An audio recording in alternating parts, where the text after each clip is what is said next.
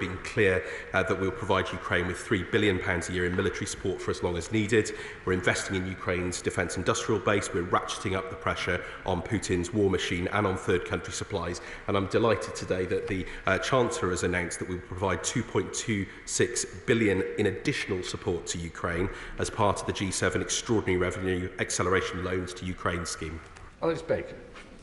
Thank you, Mr. Speaker. Ukraine is facing a difficult winter. What steps is this government taking to help ensure Ukraine is in the best possible position to be able to deal with the challenges that this will bring?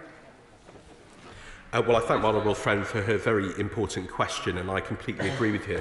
Putin's attacks on Ukrainian energy infrastructure have increased the vulnerability of millions of Ukrainians ahead of this winter, and they are shocking and they are barbarous. And that is exactly why I have announced and signed off £20 million additional support to Ukraine's energy system, and we're working with partners across Europe and across the G7 to support them in this area. Luke Akehurst. Thank you, Mr. Speaker. Does my honourable friend agree with me that Ukraine's rightful place is with other European democracies in the NATO alliance?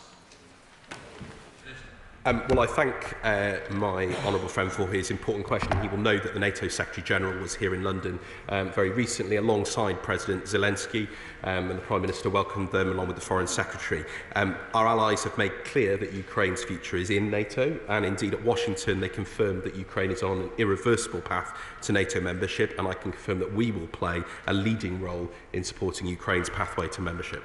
Roger Gale.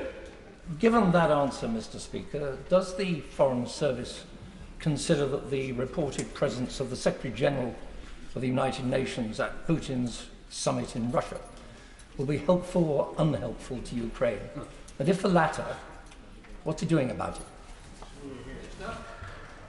Well, I thank the right honourable gentleman for his question. Obviously, the meetings that the United Nations Secretary-General chooses to tender a matter for him, not for the government.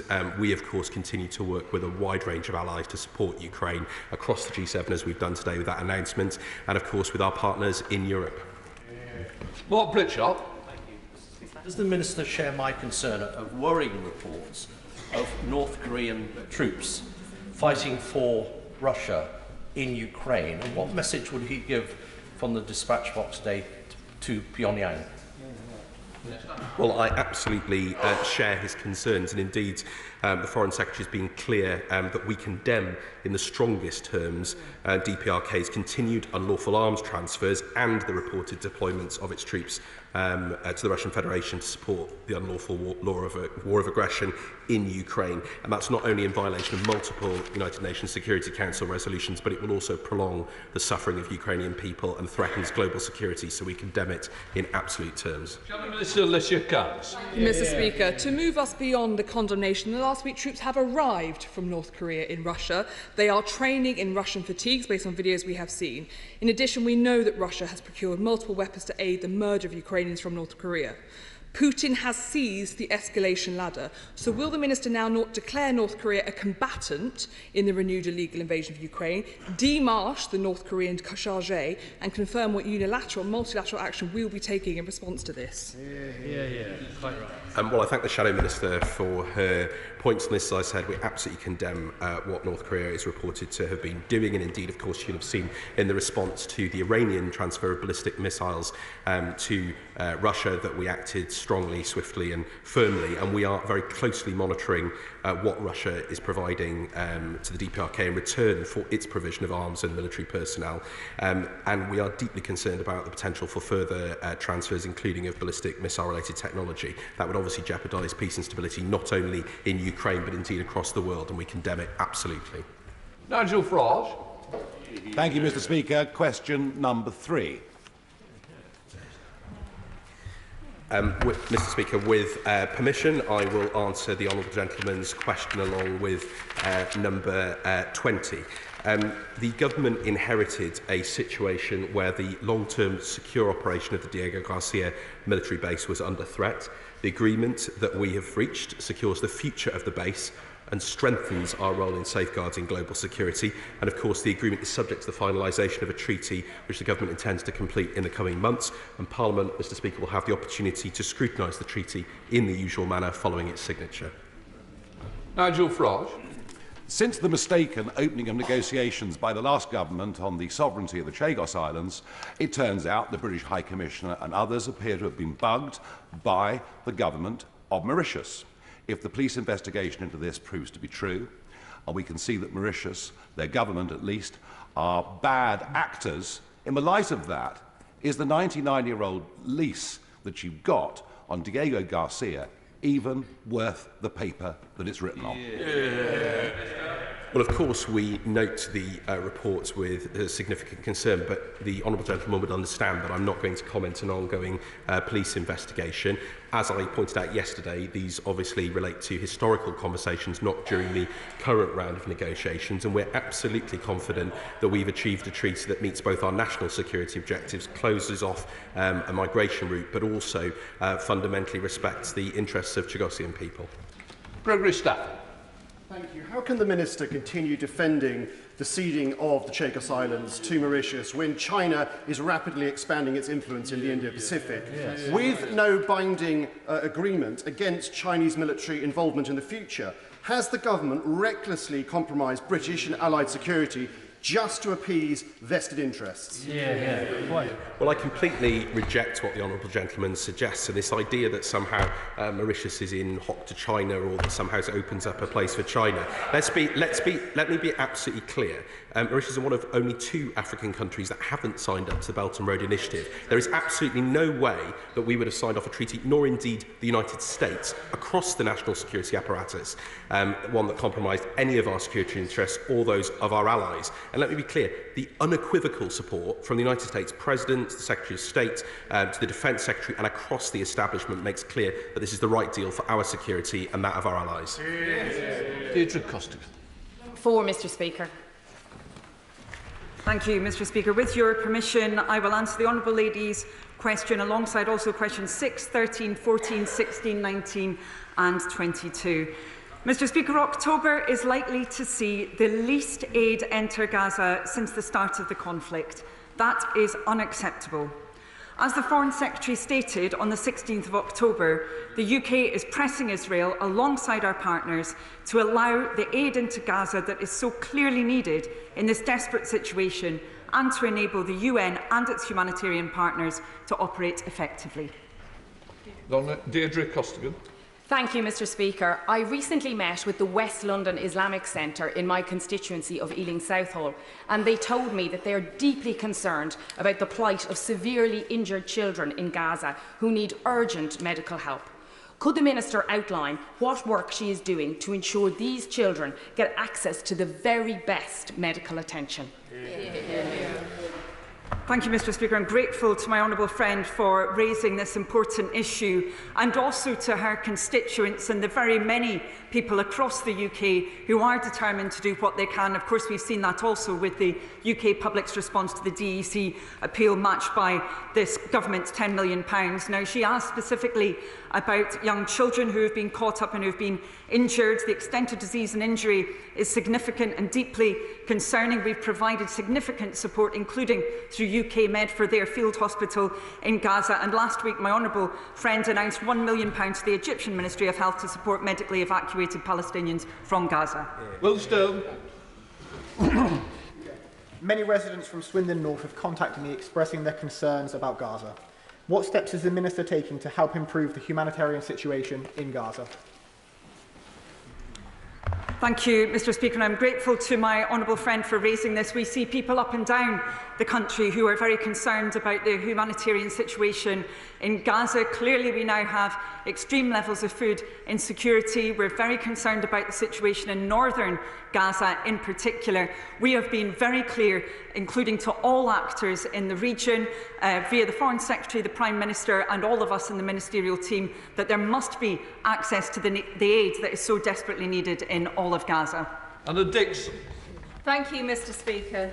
Since the devastating Hamas attack on Israel over a year ago, an estimated 42,000 Palestinians have died, including many civilians, and many more families have been repeatedly displaced. Will the Minister or Secretary of State assure me and my constituents that the government are using the full diplomatic force of the British government to secure an immediate ceasefire in Gaza and to allow the free flow of humanitarian aid? Yes, I can. A resolution to this conflict has been a priority since day one of the new government. We are calling for an immediate ceasefire, the release of all hostages still cruelly detained by Hamas, and for much more aid to enter Gaza. The death and destruction in Gaza is intolerable, and we have made that clear at every possible moment. Laura Kirk-Smith. Speaker, I declare an interest as a former board member of the Disasters Emergency Committee, but I am delighted to see the British public's generous response to their appeal. I know its member agencies are doing everything in their power to get aid to those who need it, but one of their member agencies, Islamic Relief, told me yesterday about the situation in Jabalia where people, I quote, are being starved, bombed and shot on sight. What conversations has the Minister had with Israeli counterparts to end the indiscriminate attacks on people in Gaza and let in the life-saving aid that the British public are so generously supporting? I'm grateful to the Honourable Lady, my honourable friend, for her question, and again I repeat our gratitude to the DEC for their work in ensuring that there has been that emergency appeal for the Middle East. Of course, I should have mentioned earlier it's covering Gaza, but also Lebanon, the broader Middle East as well, because there is that humanitarian need that is so urgent. I can reassure her that on issues of access to aid, the UK government has been ensuring that we've been crystal clear on the need for this, the maintenance of international humanitarian law right across the region, and of course that includes with Israel as well. The Foreign Secretary underlined that indeed at the end of last week. Dr. Zubair Hamad. Thank you, Mr. Speaker. Can the Minister reassure me that the arms licence ban, export licence ban that we made in September to Israel covers items that we reasonably believe could be used to breach international law in Gaza? And can she further reassure me that the remaining export licences that go to Israel largely do not cover licences going to the IDF or indeed cover military equipment?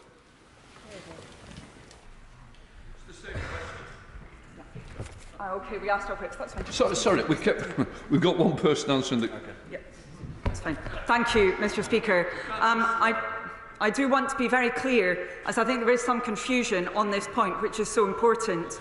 Mr. Speaker, following the 2nd of September suspension, there are currently no extant UK export licences. I will repeat that again. No extant export licences for items to Israel we assess might be used to commit or facilitate a serious violation of international humanitarian law. There's only one exception, which is for F-35 components, and the Foreign Secretary has explained this to the House. My honourable friend is absolutely right to say that most licences for exports to Israel are absolutely not for the IDF, and I'm pleased to be able to put that on the record in the House. Thank you. Neil O'Brien. The footage of the children caught up in the fighting in Gaza is absolutely horrendous, and so is the footage of those who are held hostage still. Now, firstly, what is the Minister doing to ensure the protection of aid workers in Gaza and Lebanon? And secondly, given that she's just told us that our efforts to get more aid in are not working, what are her next ideas? Where are we going to go from here? Because clearly it's not working.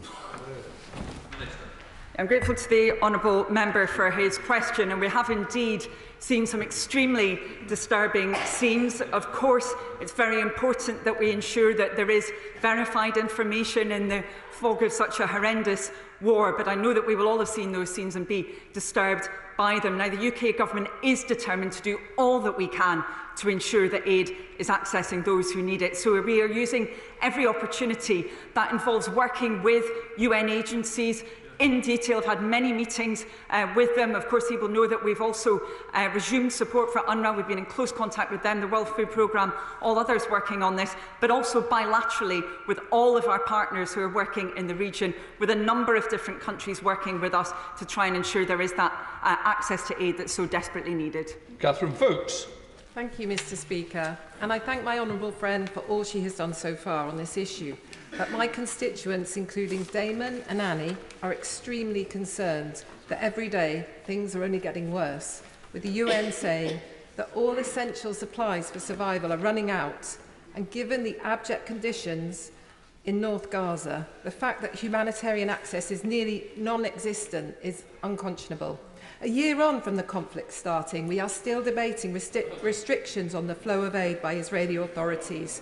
What more can she do to ensure the people dying of hunger, thirst and lack of medical care get the attention they need? Well, Mr. Speaker, I can only underline that the new UK government is doing all that we can to get aid in as quickly as possible, supporting trusted partners on the ground to deliver life-saving humanitarian aid.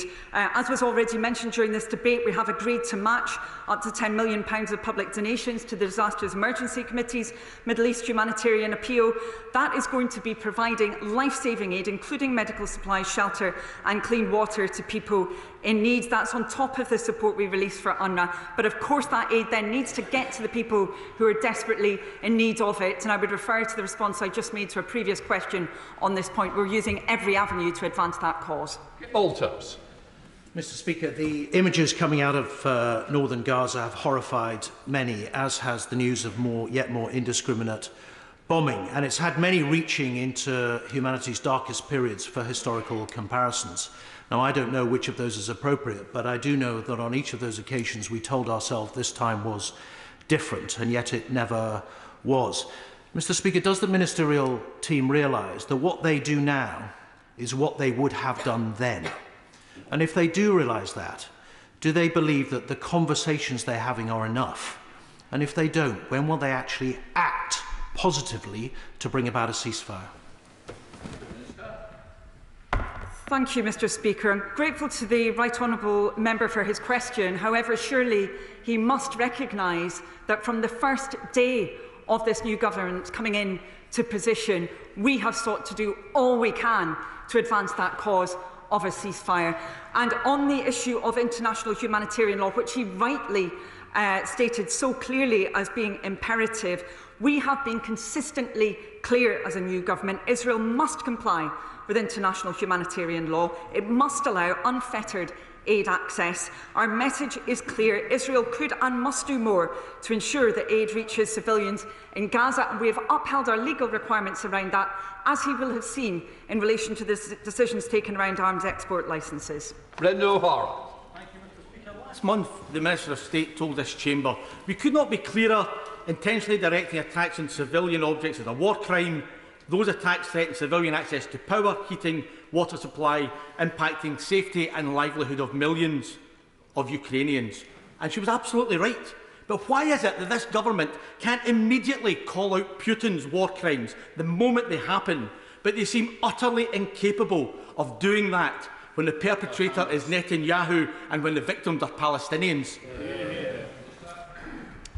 Thank you, Mr. Speaker. I do regret the tone of the honourable member's question. He surely can recognise the prioritisation from this new government to do all that we can to secure the ceasefire that is required. Repeated messages that have been conveyed from this government, not just messages, action, time and time again, making sure we play our part. That has been recognised internationally. The changes around UNRWA that we have made, for example, the commitment to the ICC and ICJ, and again making sure that we held to our legal requirements around arms exports. That is a government that is committed to international humanitarian law, Mr. Speaker. Bob Blackman.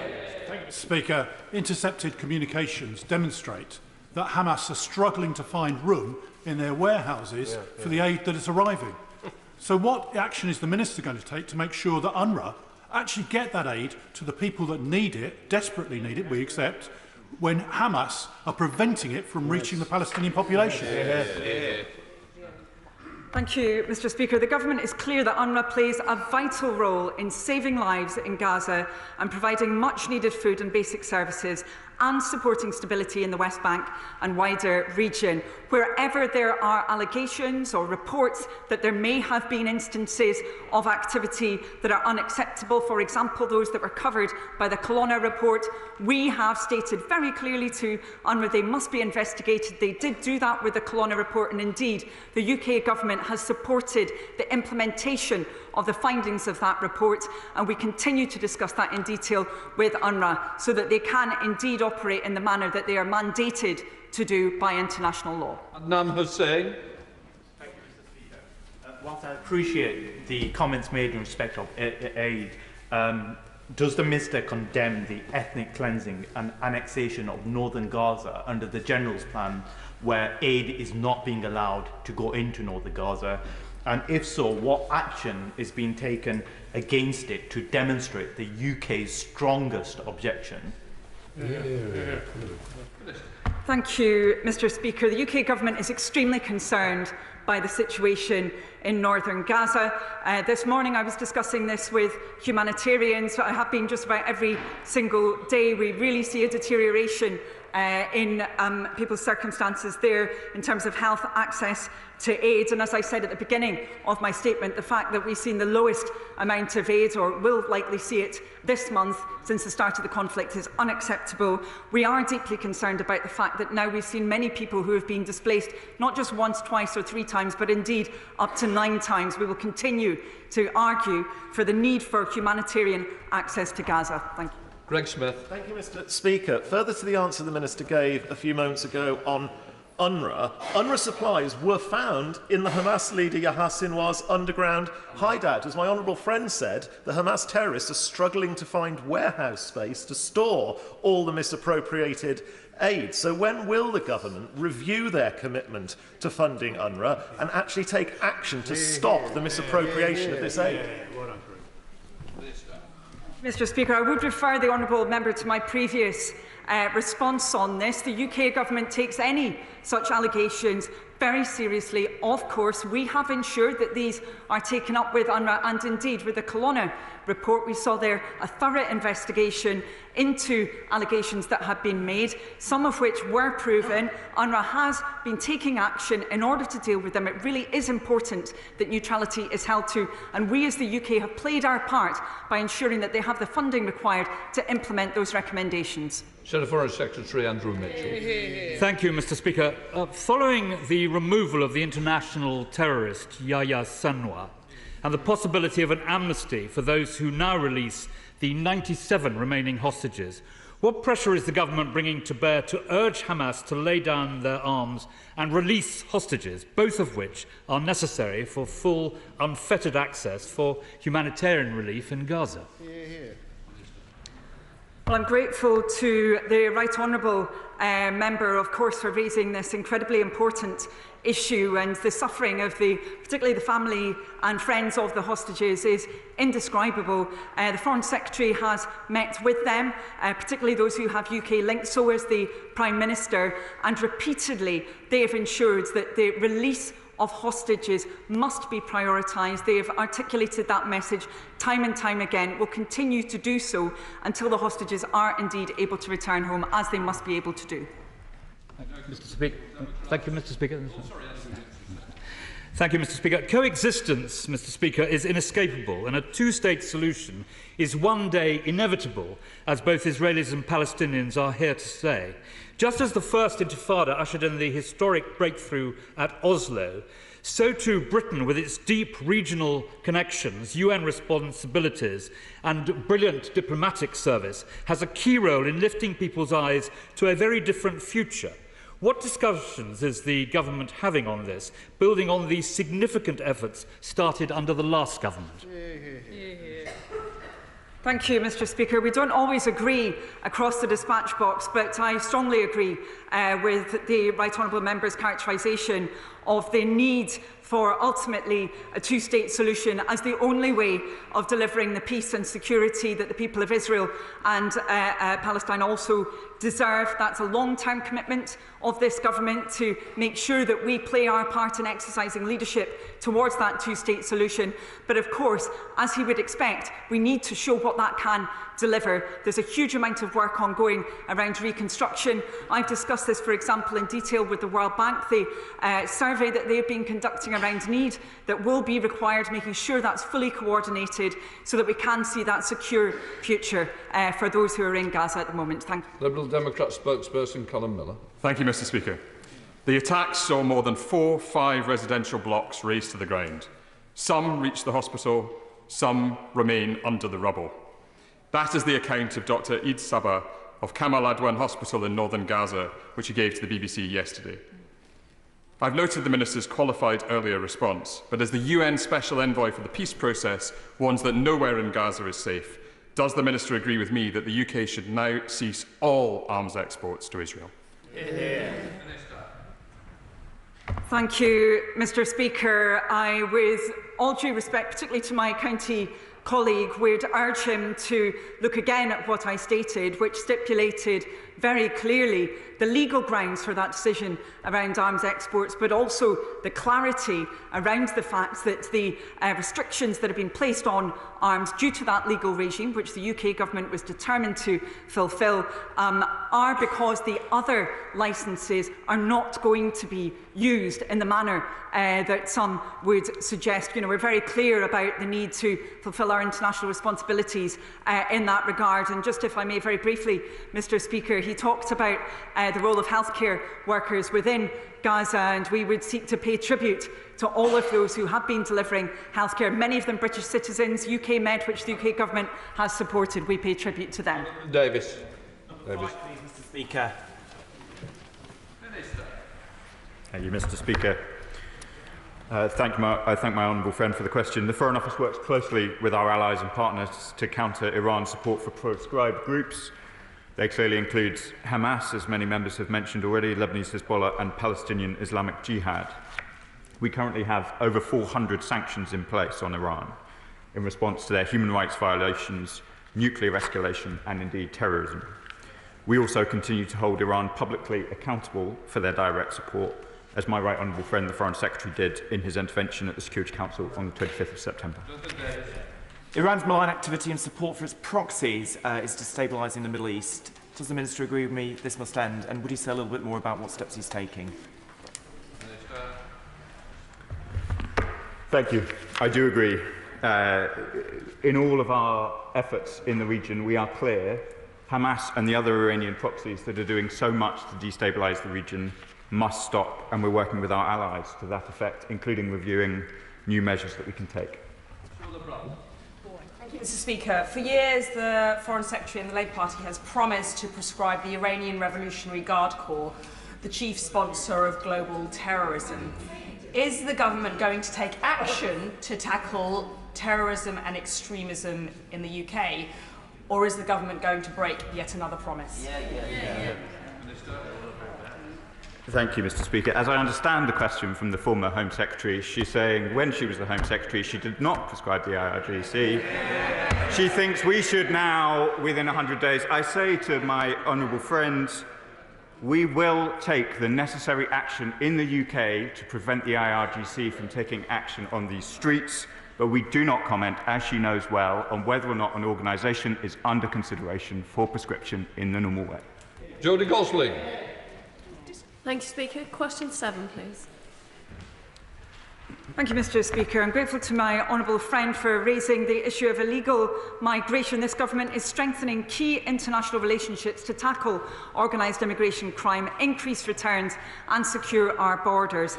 My department is also funding activity to address the drivers of irregular migration by improving the prospects of people in their home region, tackling humanitarian crises and targeting trafficking. Jodie Gosling. Thank you. Can the Minister please outline the ways in which the new government is working with our French partners in order to tackle the shared challenges of dangerous crossings across the Channel? I'm grateful to my honourable friend for raising this important issue. And the UK government has been absolutely determined to work with our key partners on these questions. Within my department also we have been focused on ensuring that we have support for what's often called upstream migration, the drivers of the reasons why people feel they have to leave their home country or region in the first place. That's included, for example, support to help refugees in Jordan stay in the region from which they come, also support for the UN's Migration Multi-Partner Trust Fund. Jim Shannon. I can thank the Minister very much for that response. Minister, legal immigration is very important and people have the opportunity if they've been persecuted or human rights issues, but the economic migrants have to be stopped where their countries are. France also has a very clear part to play, and sometimes we feel that maybe that hasn't been done in the strong way that it should. Has the Minister had an opportunity to speak to your French counterpart to ensure that they play their part in stopping the economic migrants coming across the Channel? Thank you, Mr Speaker. I'm grateful to the honourable member for his important question. And this new government has been determined to strengthen our relationships with all of our partners, including France, on these questions. And my honourable friend, right honourable friend, the Home Secretary, of course, has viewed this as a priority from day one. And she's been determined to ensure that we have both the right legal framework, but also the right logistical measures as well here. And then, of course, as I said, we need to be tackling the reasons why people cannot have that livelihood in their own countries, and we're doing a huge amount within the Foreign and Development Office to ensure that we're delivering on that. Zoe Franklin. Question 8. Well, thank you, Mr Speaker, and thank the honourable lady for her question. DCMS ministers are, of course, responsible for government policy on touring artists with support from colleagues across government. The government provides support for artists via the Music Export Growth Scheme, which is funded by DBT and DCMS, and the International Showcase Fund, funded by DBT, and we're engaging with the EU and Member States to explore how best to improve arrangements for touring in Europe without a return to free movement. Zoe Franklin. Young emerging artists, the very future of our multi-billion-pound music industry, are the worst impacted by the bureaucracy we now have. Will the Minister reconsider negotiating a European-wide exemption from visas, work permits and trucking restrictions to set UK artists free from frustrating red tape? Yeah. Well, she raises very important issues, Mr Speaker, and we recognise the challenges she sets out faced by the sector. We have committed to helping our touring artists without seeking a return to freedom of movement. I'm going to work closely with my colleagues, the Minister for the Cabinet Office and DCMS and others on these issues, and we are committed to seeking allowances for cabotage, carnets and customs rules for music, performing arts and culture touring, but it is too early at this stage to discuss details in greater detail. Rocker. Question number 9, Mr Speaker. Well, thank you, Mr Speaker, and I thank my honourable friend for his question. My right honourable friend, the Prime Minister, met with the President of the European Commission on the 2nd of October and agreed to strengthen our relationship between the EU and UK and to hold regular UK and EU summits. The Foreign Secretary attended the EU's Foreign Affairs Council on the 14th of October in Luxembourg, where he and the High Representative agreed to advance discussions towards a new UK-EU security partnership. And I have had many meetings, both bilaterally and indeed as part of processes alongside EU colleagues on issues from Moldova to the Western Balkans in recent weeks. Thank you, Mr Speaker. Can I welcome the Foreign Secretary's attendance at the EU Foreign Affairs Council, and can I ask the Minister to confirm if this will be part of a more regular, structured engagement with our European colleagues? Absolutely can confirm, Mr Speaker, that that's the case. We're committed to resetting our relationship and we're committed to delivering outcomes in practice. And I mentioned that I myself attended the Moldova Partnership Platform in Chisinau earlier last month. Particularly important that we work alongside our EU partners when it comes to the attacks on Moldova's democratic future by Putin's Russia. And indeed, important discussions we had on Western Balkans in Berlin last week. I was there with the President of the European Commission and Chancellor Scholz. It's absolutely important that we work together on these critical challenges. Julian Lewis. Whilst we hope it never happens, if there were to be a future American president that wished to withdraw support from Ukraine, can the government assure us that in its conversations with EU leaders, this would be a very prominent item on the agenda? Very good. Well, obviously, decisions in America are for the American people. The special relationship endures regardless of who is in the White House or what administration, and it's deep and enduring, as he well knows from his important former roles. But absolutely, we need to be cooperating with our EU partners on support for Ukraine. That's exactly why today it's so fantastic to hear the news that we have agreed, as promised, with the G7, with our EU partners, the Extraordinary Revenue Acceleration Scheme, which will deliver new money to Ukraine now with our European and indeed our American partners. Bobby Dean. Question 10, please, Mr Speaker.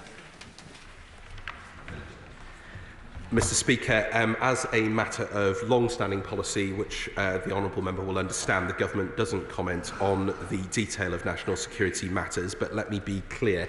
Any attempt by any foreign power to threaten or undermine the UK's democracy will not be tolerated. The National Security Act 2023 brings together vital new measures to protect our national security, which we are committed to as a new government, and I regularly meet my ministerial colleagues, including the Security Minister, to discuss these matters. Bobby Dean.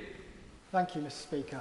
Thousands of Hong Kongers have made my local community their home under the B&O scheme. However, too many of them are still facing the threat of surveillance, harassment and intimidation by the Chinese state. So can the government confirm that they have raised this issue of transnational repression in their conversations with the Chinese government and made clear that it's a totally unacceptable interference in British democracy? Well, Mr. Speaker, the government will take a consistent long-term and strategic approach to our relations with China rooted in the UK and global interests, and indeed the government is deeply committed to supporting all members of the Hong Kong community who have relocated to the UK. And I would just reiterate again that any attempts by foreign governments to coerce, intimidate or harm critics overseas are unacceptable, and regardless of nationality, freedom of speech and other fundamental rights of all people in the UK are protected under our domestic law. My constituency is also home to a new and growing population of Hong Kongers who, although they now live in a free country, live in fear of the repression that the honourable gentleman there described, not least because of the reported presence until recently of a secret police station in Glasgow run by the Chinese Communist Party. Will he join with me in sending a really clear signal to the Chinese state? Hands off Hong Kong Scots.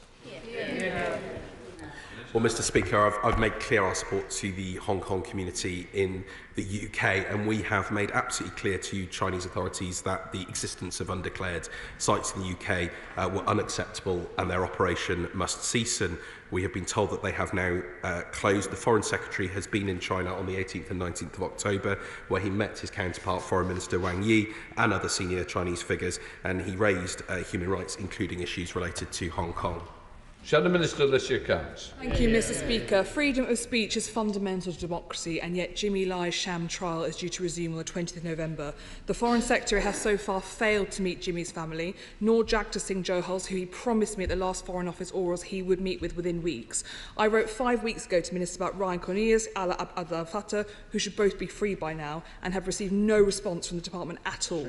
So when will the government bring forward its promised special envoy for arbitrary detention, come back to shadow foreign ministers and get our people home? Well, Mr. Speaker, on the case of Jimmy Lai, we call on the Hong Kong authorities to end their politically motivated prosecution and immediately release British national Jimmy Lai, and his case remains a very high priority for His Majesty's government. And UK diplomats attend his court hearing in Hong Kong, and the Foreign Secretary most recently raised the case with Wang Yi during his visit to Beijing on the 18th of October. In relation to Jagtar Singh Johal, on the 24th of July, the Foreign Secretary raised his case with the Indian Minister of External Affairs. I'm very happy to write to her further about these matters, but she can be absolutely assured that we take these cases incredibly seriously. Alex Bellinger. 11, Mr. Speaker. With permission, Mr. Speaker, I'll answer questions 11 and 15 together. The UK was the first G7 country to call for an immediate ceasefire between Lebanese, Hezbollah and Israel. We did so on the 19th of September. A political solution consistent with Resolution 1701 is the only way to restore security and stability for the people living on both sides of the Blue Line. We continue to press for this with vigour, with urgency, with our international counterparts. The Foreign Secretary did so last week, I did so last week, and we will continue to do so this week and indeed every other day. Alex Bellinger. Thank you, Mr. Speaker. We're all appalled at the increase in violence after Israel's ground invasion of Lebanon. As someone who used to work in Beirut when the country welcomed the million Syrian refugees, it is really upsetting to see people on the move again after so much violence. I thank the Foreign Secretary for his diplomatic efforts so far. Does the Minister agree with me that there is no military solution to the conflict in Lebanon? And will he outline again in more detail what diplomatic efforts he is making to ensure we have a ceasefire so Lebanese and Israeli civilians can return to their homes? I thank my honourable friend for his question. We agree very much. Only a political solution will enable both Lebanese civilians to return to their home, but also Israeli civilians in the north of Israel. Clearly, Hezbollah have been conducting terrible attacks on northern Israel for a very long period of time, from the 8th of October, a terrible date to have chosen to start. We are working with all of our allies on a plan based around 1701. We talk regularly with all of the key players in the region, and in particular with Amos Hochstein, the US envoy, working on a proposal in order to achieve the effect of 1701, and will continue to do so. Mary Clinton. Thank Thank you, Mr. Speaker. The reported attacks on UNIFIL bases by the IDF showed disregard for Resolution 1701 and the existing diplomatic framework for peace. Last week's joint statement by foreign ministers and our allies condemning all threats to UNIFIL's security was welcomed. So could the foreign minister tell the House what discussions he's had with Israeli political leaders to supplement this action and if they were productive? Good question. Thank you, Mr. Speaker. I thank my honourable friend for the important question. We are absolutely clear. Attacks by the IDF on UNIFIL bases must stop, and they must stop immediately. We have called on Israel to that effect. We have called on all parties to uphold their obligations, ensuring the safety and security of UNIFIL personnel, and I'm sure many in this House will be looking at the reports from UNIFIL each day on the situation there. As I said in answer to the previous question, it is only a political solution consistent with Security Council Resolution 1701 that can restore stability and security. We continue to raise these matters with the Israelis at every level, and I will continue to do so this week. Also, Andrew Merson. UNIFIL and UN Security Resolution 1701 plainly have not prevented the construction of tunnels and forward attack positions by Iranian proxies south of the Litani River. What discussions will his Right Honourable friend, the Foreign Secretary, be having with the United Nations to ensure that something is put in place to replace 1701, strengthen the role of UNIFIL and prevent aggressive action by Hezbollah and its fellow travellers? Thank you, Mr. Speaker, and thank my honourable friend for the question. The first thing we have to do is get Hezbollah back north of the Litani River, consistent with 1701. We should not move away from 1701 until we have made progress underneath it. So I recognise the force of what the honourable friend says about the concerns about Hezbollah's presence close to the Israeli border in breach of UN Security Council resolutions, and I condemn the attacks, as I say, the missile strikes that have been happening since the 8th of October, and indeed all of the other violence that Lebanese Hezbollah has been responsible for. They are prescribed under UK law, and we hold no truck with them, but the way to get them away from the border is 1701, and that's what we've got to stick to. Monica Harding. Mr. Speaker, Finn Pugh, who is 8 years old and one of my constituents, wrote to me, "Lebanon," he said, "is a wonderful place. It does not deserve this. I would like the government to protect the people of Lebanon and give them supplies like food and water. What reassurances can the Minister give Finn?" Thank you, Mr. Speaker, and thank you, Finn, for the question. Since, over the course of the last few weeks, we've announced £15 million of aid to people affected by the strikes in Lebanon, and indeed those who are now crossing towards Syria, which is a concerning development in the conflict. Finn is absolutely right to have the people of Lebanon in his mind, and we're doing all we can to try and make sure that the humanitarian system in Lebanon is able to support the people that Finn is concerned by. Chair of the Select Committee, Emily Thornbury. Thank you very much, Mr. Speaker. The new government's call for an immediate ceasefire in Lebanon and in Gaza is, of course, greatly welcomed. However, today is a day when we hear that one of UNIFIL's watchtowers was bombed by the Israeli Defence Forces. First of all, was that one of the watchtowers that we've given them? And secondly, what conversations has he had with his colleagues about beefing up our support of UNIFIL and taking our troop numbers up from 1? Thank you, Mr. Speaker, and I thank the honourable friend for her question. I'll have to write to her about the specifics of which watchtower it was and whether we've provided any aid. Underlying my honourable friend's question, I think, is a question about what do we do when our statements about UNIFIL are not abided by, and I want to be clear with the House. The current situation is unsustainable. We continue to raise this through all measures diplomatically in order to try and see progress, and we will continue to do so until there is progress, and I can perhaps write about our future plans about peacekeepers in Lebanon.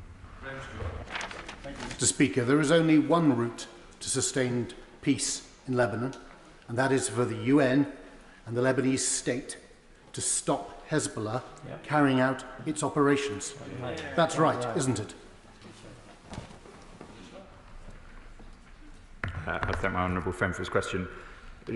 We agree that Lebanese Hezbollah should not be conducting the actions that they have been conducting. The way, as I said in response to the previous question, The way to try and resolve this situation needs to be in accordance with the UN Security Council resolutions. But if you are asking me, do we think what Lebanese Hezbollah is doing across the blue line is correct or justifiable? It is not. We call on them. We have always called on them to stop. We have prescribed them domestically. We have absolutely no truck with this organisation whatsoever. And Iran's malign influence in Lebanon must stop, and we're taking actions to try and affect that. Come to topicals, Dr. Peter Prinsley. Question number 1, please. Mr Speaker, over the last 4 months, we have been reconnecting Britain for our security and prosperity. Last week, I set out my vision for modernising international development, and as I speak, the Foreign Secretary is in Samoa. He is meeting fellow heads of government from the Commonwealth, as he is engaged with countries from every continent. Dr. Peter Prinsley. Mr Speaker, the BBC World Service is vital UK soft power. The contribution from the Foreign Office to the funding of this is about £100 million per year, about the cost of an F-35 fighter jet.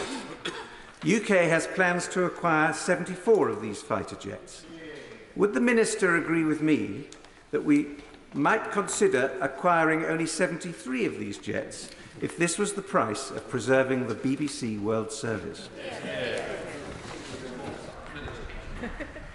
Thank you, Mr Speaker. A very fine question from my honourable friend. The BBC World Service is a UK soft power asset. It's 104 million that we give in... Order. He's answering this question to this Minister. Please. I'm going to say to which we really do need to start. Minister.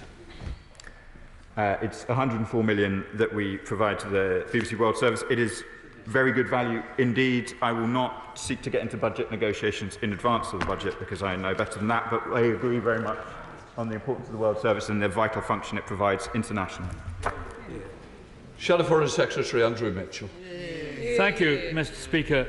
Mr Speaker, recent events in Moldova are yet another example of the importance of combating the modern scourge of weaponising disinformation. What new measures are the government planning to implement to counter disinformation spread by our adversaries? Thank you, Mr Speaker. I'm grateful to the Shadow Foreign Secretary for raising such an important issue. We are launching a new global programme to support resilient, free, open and trustworthy independent media as a bulwark against disinformation. That builds on the success of previous media development programmes, and we're determined to work with partners, including, for example, UNESCO and other international partners, to make sure we play a role on combating disinformation. Mitchell. I thank the Minister for that answer, and further to the comment from her honourable friend, the member for Bury St Edmunds. Does she share my dismay that while the Director General of the BBC professes the BBC represents a key source of democratic soft power in the face of the spread of state and non-state disinformation, they are now intending to cancel their internationally admired interview programme Hard Talk, which has a global reputation for holding those in power to account? I'm very grateful for that question. Of course, any editorial decisions on BBC content will be ones made by the BBC alone. That's quite right and proper. But all I can say, Mr Speaker, is wherever I have been in the world, it is very clear quite how powerful the BBC is. A soft power, perhaps, but a very important reflection of our values as a country of connection, deep connections between the people of Britain and other nations. And we're determined to ensure that that remains the case. David Taylor. Mr Speaker, while we await the outcome of the Foreign Secretary's reviews, our Chancellor's forthcoming budget, and remain confident in the Home Office plans will be successful in reducing domestic refugee costs, this issue remains of concern across our House. Would the Minister be able to offer reassurances today that she will do everything she can to protect these aspects of our foreign aid budget, and would she meet with me and concerned colleagues to discuss how we can take this forward after the Chancellor's budget? I'm grateful to my honourable friend for raising this, and of course I would be very happy to meet with him and indeed other members of this House, particularly on this side of the House where we have a very considerable number of MPs now who have direct experience of international development work. Of course, my right honourable friend, the Home Secretary, is committed to bringing order to the asylum system. She's taken steps to unblock the backlog of claims, and the fact we lacked a plan to do that previously led to a spiralling of these costs, which really hit the international development budget very hard. We're going to have to get together. No, you'll hear me out. I've got to get through this list. You're not helping me. You're taking far too long. I've got to get these backbenchers. It matters to them. It matters to their constituency. You've got to work with me, and today it's been a pretty awful day all round. Let's have a Lib Dem spokesperson who's going to give us a good example. Callum Miller. Thank you, Mr. Speaker. Laila Suif is in the gallery with us today. She's currently on hunger strike in protest at the continued imprisonment of her son, the British-Egyptian citizen Alaa Abd al-Fattah, who's in prison in Egypt despite the end of his 5-year sentence on the 29th of September. In 2022, the then Shadow Foreign Secretary talked about serious diplomatic consequences for Egypt failing to release Alaa. He spoke of leveraging our trading partnership with Egypt to progress the case. So does the Minister agree with the now Foreign Secretary on these points, and will the government be taking steps? Another bad example. Somebody wants to answer. Minister. Thank you, Mr. Speaker. I welcome her to the House. I saw her in Cairo last week and raised these issues with the Egyptian Foreign Minister. Alaa's case is very much in our mind, and we will be doing absolutely everything we can to secure his release as quickly as we possibly can. John Pearce. Thank you, Mr. Speaker. In 2020, the US committed $250 million to support peace building and Palestinian economic development. Will the Minister consider how we can work with our partners in the US to bring our world-leading development expertise and experience in conflict resolution in Northern Ireland to take a lead in this vital work? Minister. Thank you, Mr. Speaker. It's an important question. Peace building at a civil society level has a very important role to play in trying to resolve this conflict, and I'll write to the member with details of our plans. A chance. Thank you, Mr. Speaker. I welcome this government's ambition in seeking a new climate finance goal at COP29 in Baku shortly. Can the Minister assure me that she understands the scale of need? UNEP says 10 to 18 times more funding for adaptation that's currently on the table, that she will make sure that it includes loss and damage and is additional to aid. Very grateful to the Honourable Lady for a very important question. The UK Government could not have been clearer about the fact that climate and nature must be at the heart of all that we do on foreign policy, development policy as well. The Foreign Secretary underlined that at Kew, and I underlined that at the Chatham House speech that I gave last week. Can I say, those who are on the list do not need to stand. It is more confusing. Fabian Hamilton. Mr. Speaker, it's estimated that over 42 million tonnes of rubble could be contaminated by unexploded bombs and ordnance in Gaza. It's clearly vital that such a serious threat to human life is dealt with effectively in order to ensure Gaza's post-conflict reconstruction. So will the Minister commit to redoubling our country's support for the work of organisations like the Halo Trust? The amount of unexploded remnants of war throughout Gaza poses a serious threat to life and to the provision of humanitarian assistance. The UK is working proactively with a number of key stakeholders. We very much recognise the expertise of the Halo Trust in that, and we will indeed be redoubling that work, particularly towards reconstruction. Thank you very much indeed, Mr. Speaker. Hezbollah continues to use Lebanese civilians as human shields, and on Friday the caretaker Prime Minister there accused Iran of blatant interference in Lebanese affairs. What more will the Minister do to help ensure that both Israel and Lebanese counterparts can face down the threat from Iran? Thank you, Mr. Speaker. I referred to our actions against Iran in the region and the importance of removing their influence in Lebanon as best we can, and I'll be attending the Lebanon conference in Paris this week where these matters will be discussed. Adam Thompson. Speaker, further to the question across the way on climate change, could the Minister address what steps she is taking to support climate change development internationally?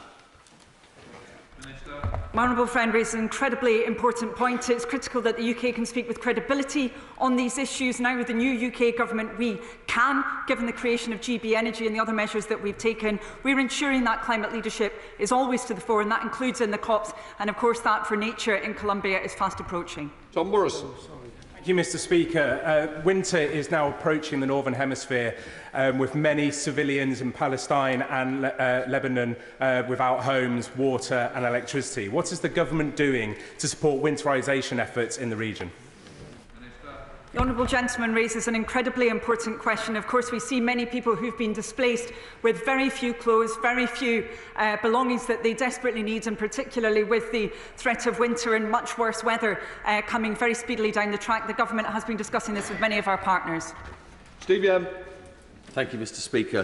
What update can the Minister give us on UK support for the International Fund for Israeli-Palestinian Peace? And will the government convene a summit of international partners to ensure civil society is at the heart of peace building in the coming years in the region? Thank you, Mr. Speaker. I refer the member to my previous answer, and I'll write to him as well with further details on what we will be doing. David Mundell. We're experiencing a global hunger crisis exacerbated by ongoing conflicts and climate change. That makes the forthcoming Paris Nutrition for Growth conference even more important. What preparations are the government making to make an effective contribution to that summit? The right honourable gentleman is absolutely right to be raising this point. We are preparing at pace for that Paris conference. It's incredibly important. We need to do all that we can to secure access to the food that's required. It must be nutritious, healthy food. In addition to that, I want to inform him that the UK is preparing to sign up to the Global Alliance Against Hunger and Poverty that I committed the UK to in Brazil just a few weeks ago. James Nish. I've previously lived and worked in the Western Balkans, where I know governments continue to increase efforts to tackle human trafficking, exploitation and coercion. What steps are proactively being taken with Albania and other Western Balkan and Mediterranean countries to tackle human trafficking at source? Mr. Speaker, the government is committed to working more closely with partners across Europe, including Albania, across the Western Balkans, to tackle people trafficking and the gangs profiting from it. It's been a regular part of my bilateral discussions, and in July we announced steps to reinforce our cooperation with Europol, and we've committed £4 million to the Rome process, an Italian government project to tackle the root causes of irregular migration. Richard Ford. Speaker, what discussions have ministers had with their Israeli counterparts about the application of distinction and proportionality in international humanitarian law? Thank you, Mr. Speaker. The Foreign Secretary has set out our views on the Israeli application of international humanitarian law at greatest length in relation to the decision to suspend arms licences.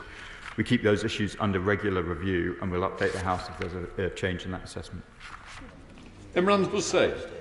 Mr. Speaker, as we've heard again today in this chamber, war crimes in Gaza continue, making it clear that the time for empty promises and hollow words is over.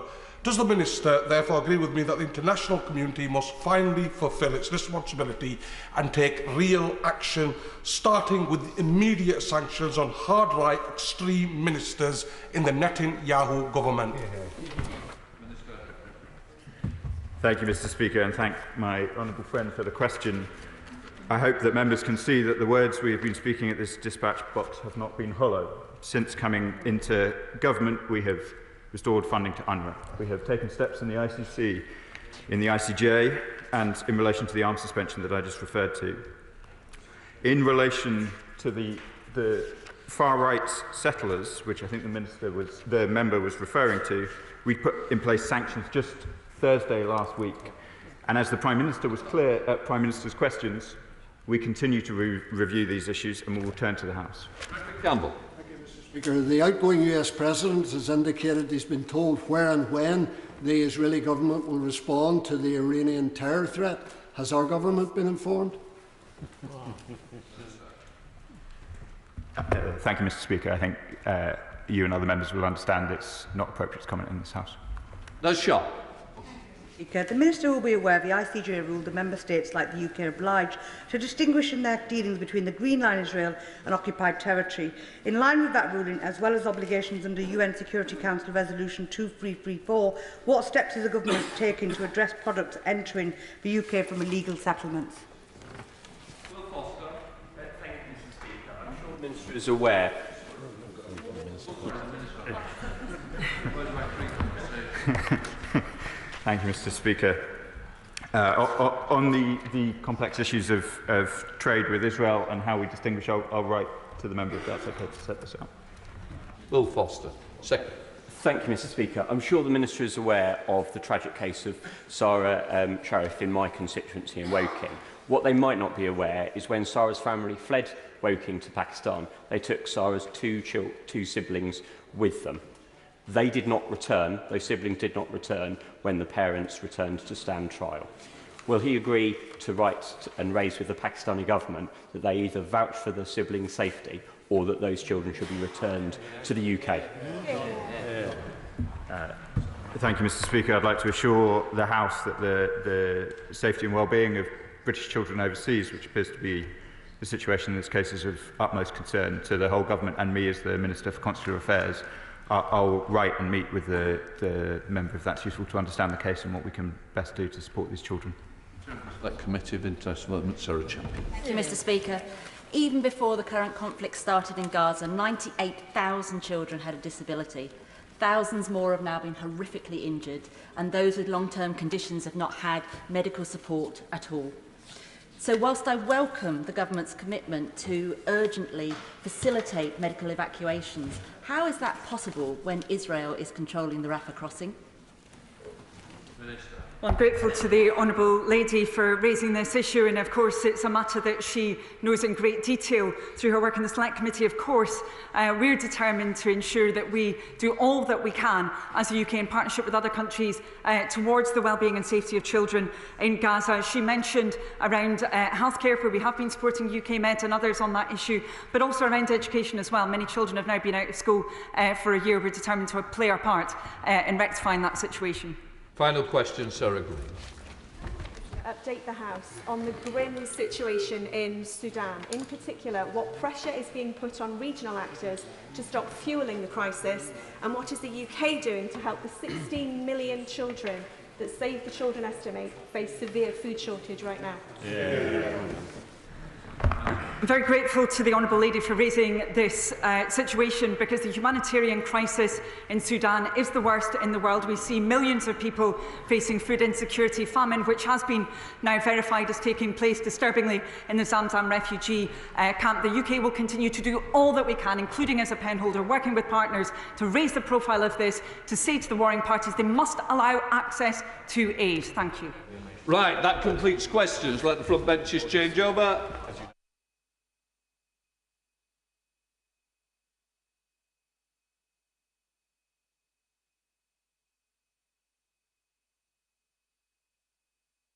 Right, we come to the first statement from the Secretary of State for Defence, John Healey. With your permission, Mr. Speaker, I'd like to make a statement on Ukraine, and I apologise for the delay in getting you and the front bench a copy of my statement. The responsibility is entirely mine.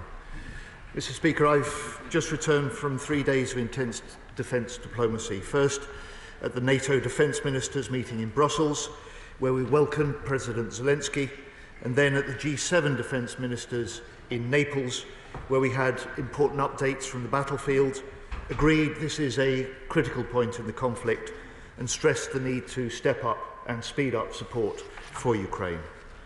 The G7 joint declaration strongly condemned Putin's illegal invasion and reinforced our unwavering support for Ukraine. It also rightly stated, Russia's aggression against Ukraine is posing a threat to international security, the purposes and principles of the United Nations, and the rules-based international order.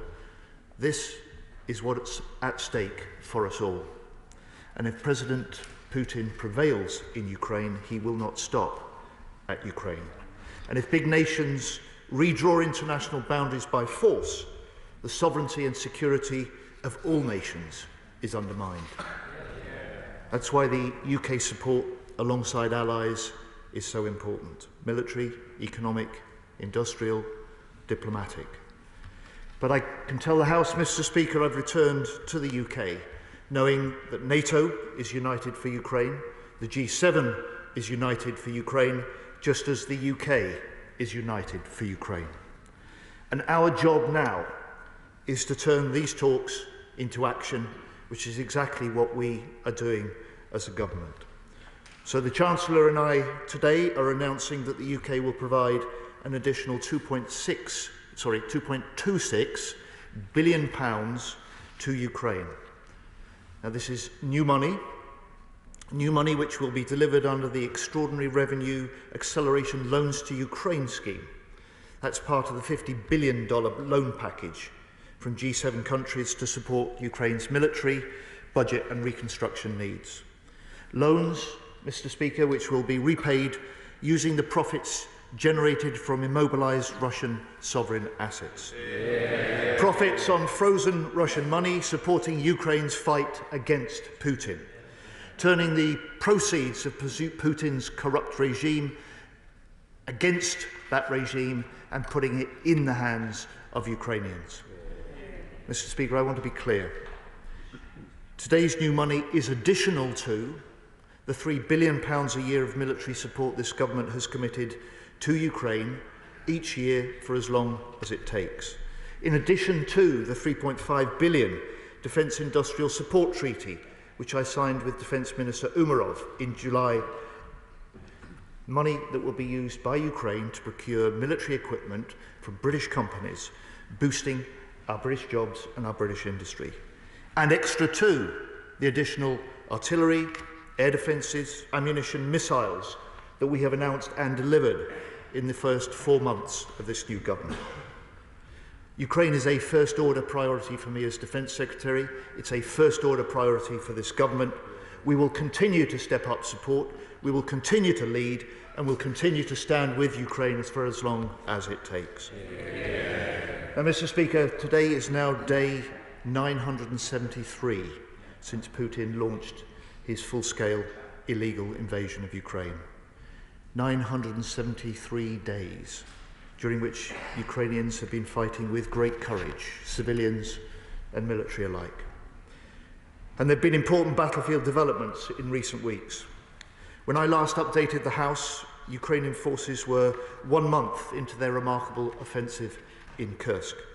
3 months on, they continue to hold Russian territory, and Ukraine's strategic surprise has put Putin under pressure, forcing the diversion of some Russian troops and equipment. And despite the increase in brutal Russian counterattacks and aerial bombardments, they've so far failed to dislodge that Ukrainian incursion. And it's not just in Kursk where Ukraine is fighting back. Ukrainian forces have launched long-range attacks into Russian territory on military targets which are directly supporting Putin's illegal invasion. In September, Ukraine used long-range drones to attack 4 ammunition storage facilities, strikes which successfully destroyed thousands of tons of ammunition. And both the defensive thrust into Kursk and the strategic defensive strikes into Russia have had an impact on the battlefield.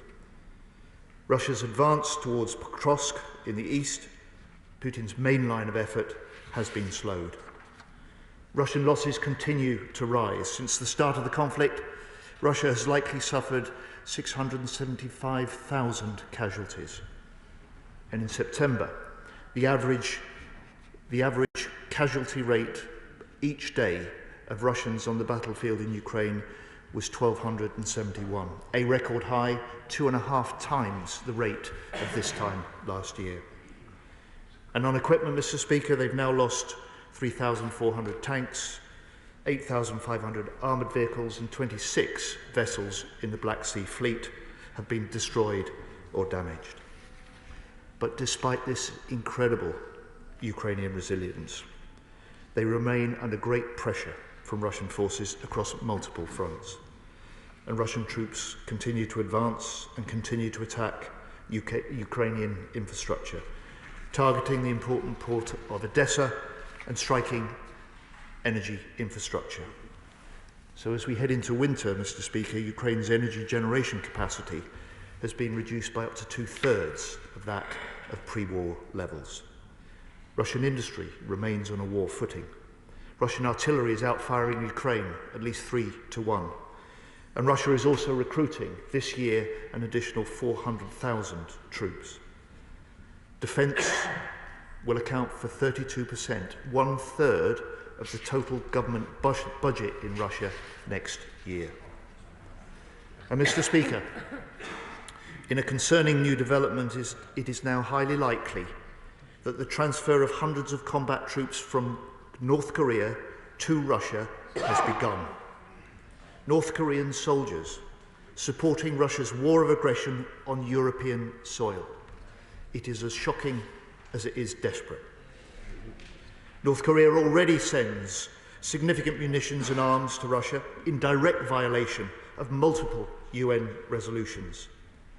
And this developing military cooperation between Russia and the DPRK has serious security implications for Europe and for the Indo-Pacific. It represents a wider growing alliance of aggression which NATO and the G7 nations must confront. Mr. Speaker, despite this dangerous development, Ukraine remains determined to fight on their front line in the east and in the territory in Kursk. President Zelensky will continue to seek support for his victory plan, and we want to see this plan succeed. We stand ready to work closely with the Ukrainians and with allies to help it succeed.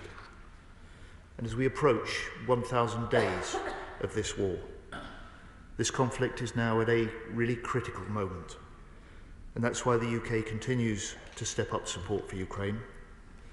Ukrainians are fighting to regain their sovereign territory, but they are also fighting to protect the peace, the democracy, and the security for the rest of us in Europe.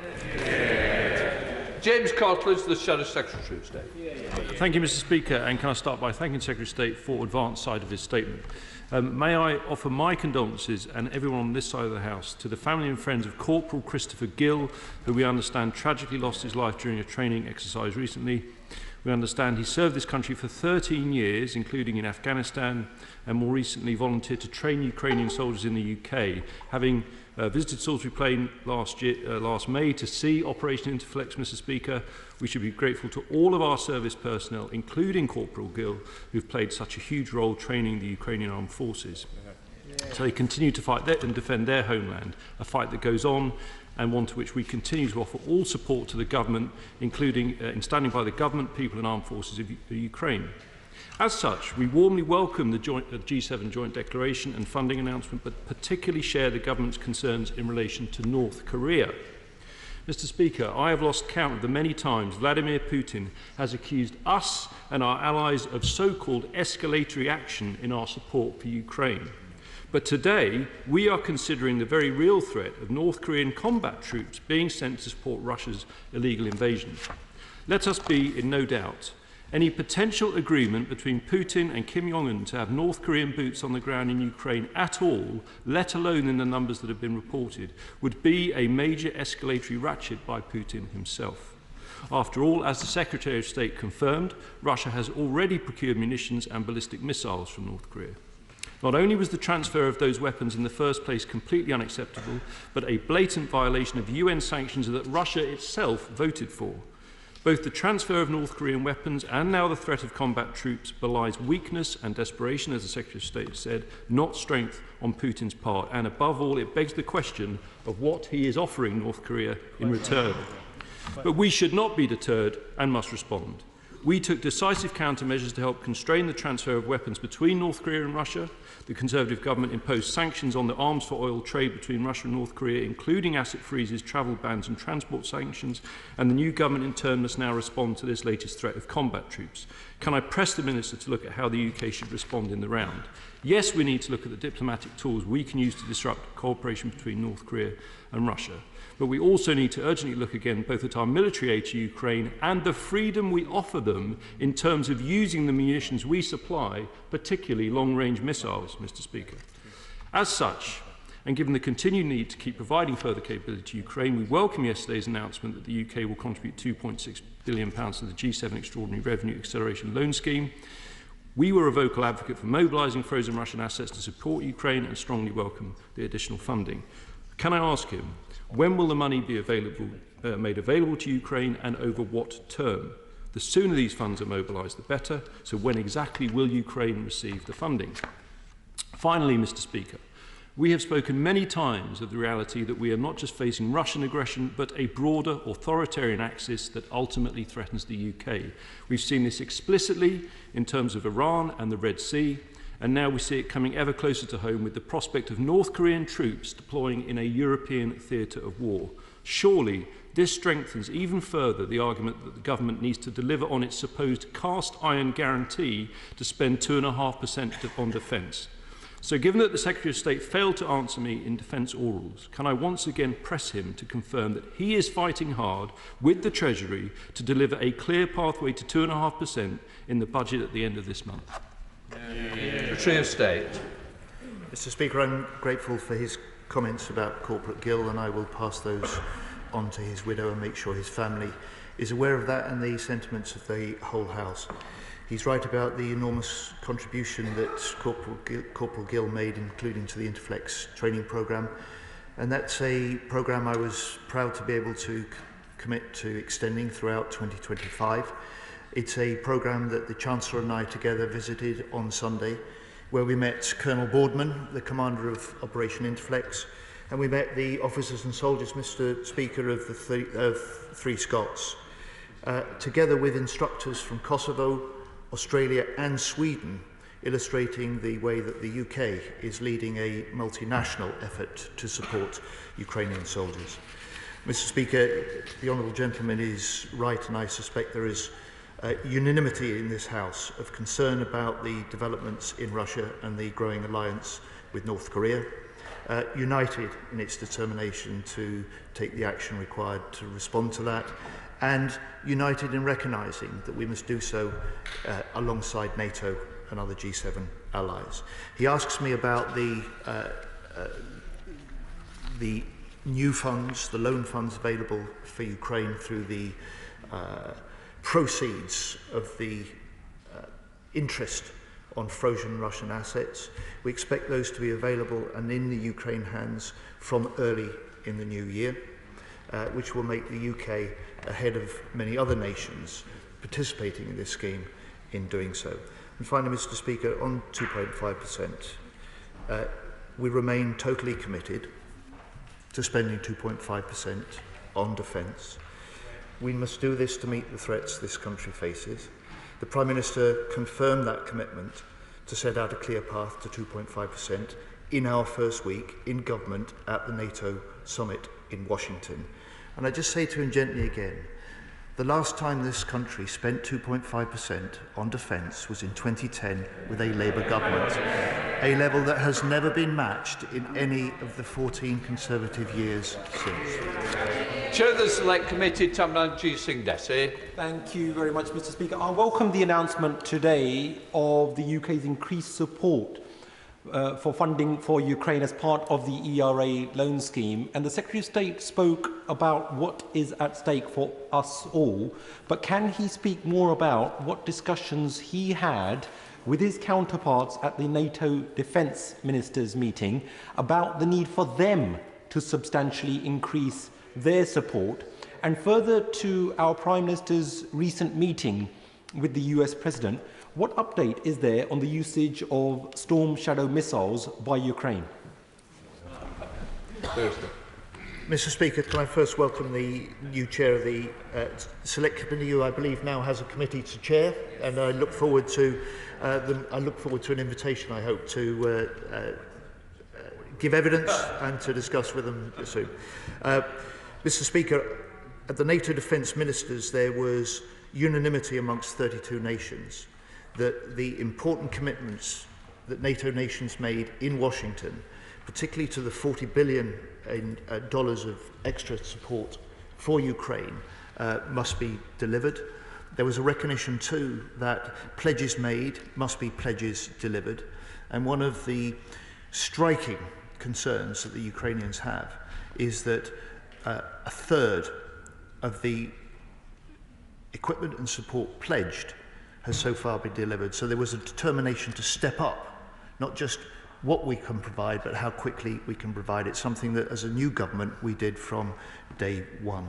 And Mr. Speaker, on Storm Shadow, only Putin benefits from a discussion about this. There is no single weapon that has turned the tide of any war, and whether it is artillery, ammunition, armoured vehicles or missiles, the UK provides support to Ukraine to pursue its UN right to defend its territory and its people. Yeah. We come to Liberal Democrat spokesperson Helen Maguire. Yeah. Thank you, Mr. Speaker, and I thank the Minister for advance sight of his statement. Liberal Democrats welcome the new measures announced today to use the profits of frozen assets for Ukraine. That $2 billion will be of immense value to our Ukrainian allies as they seek to repel Putin's illegal invasion. Not least following the alarming news that 1,500 North Korean troops are currently being trained in Russia to fight in Ukraine. But we must go further, faster. Russia must not and cannot succeed. There remains $22 billion of frozen assets locked up in our country. We urge the government, as we have done for years, to seize these assets and repurpose them for Ukraine right away. Will the Minister commit to doing so? Is he having conversations with our democratic partners to this effect? And with the US elections fast approaching, it's deeply worrying that our commitment to our Ukrainian allies is uncertain.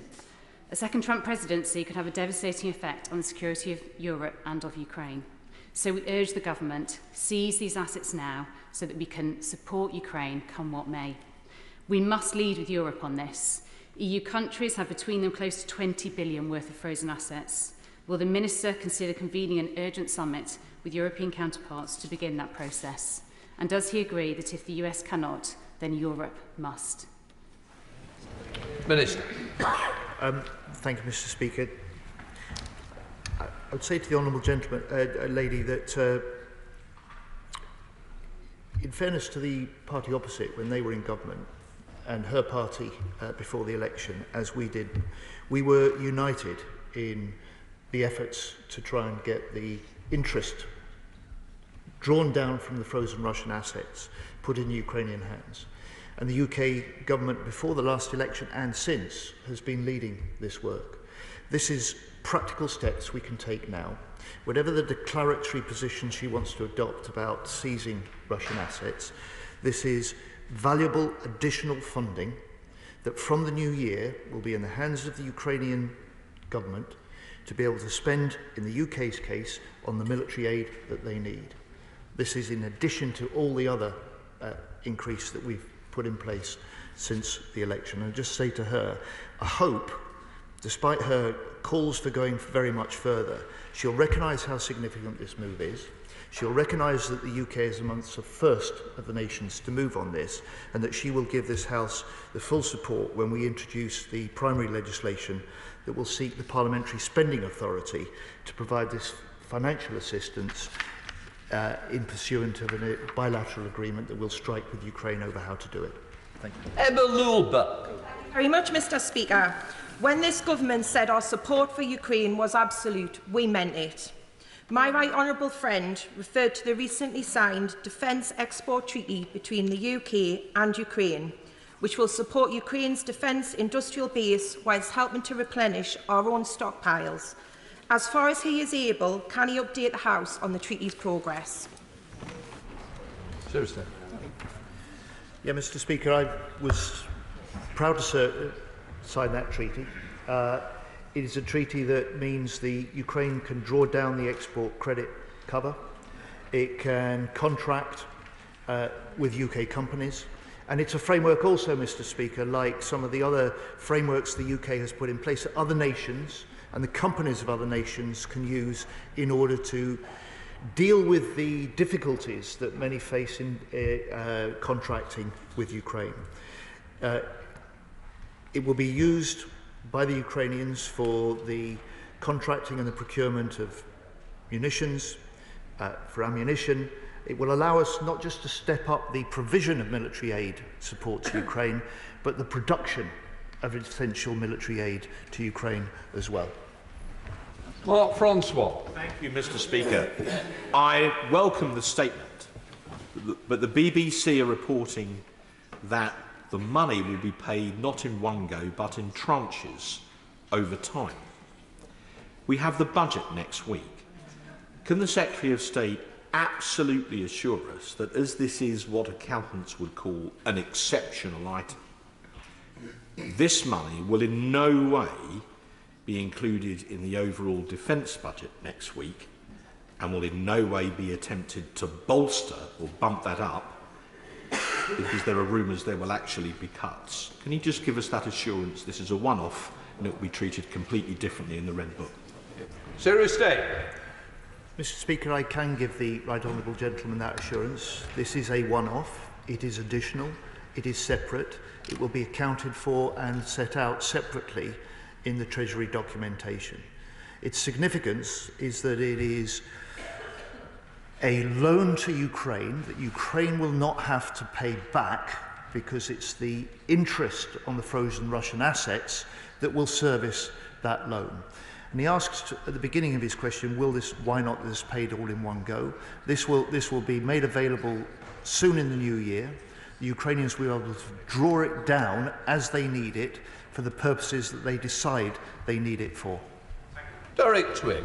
Thank you, Mr. Speaker. Can I welcome my right honourable friend's comments that he says that in terms of North Korea and the growing alliance of aggression needs to be confronted, and I hope we have a strong response to that. But can I also welcome the 2.2 billion extra?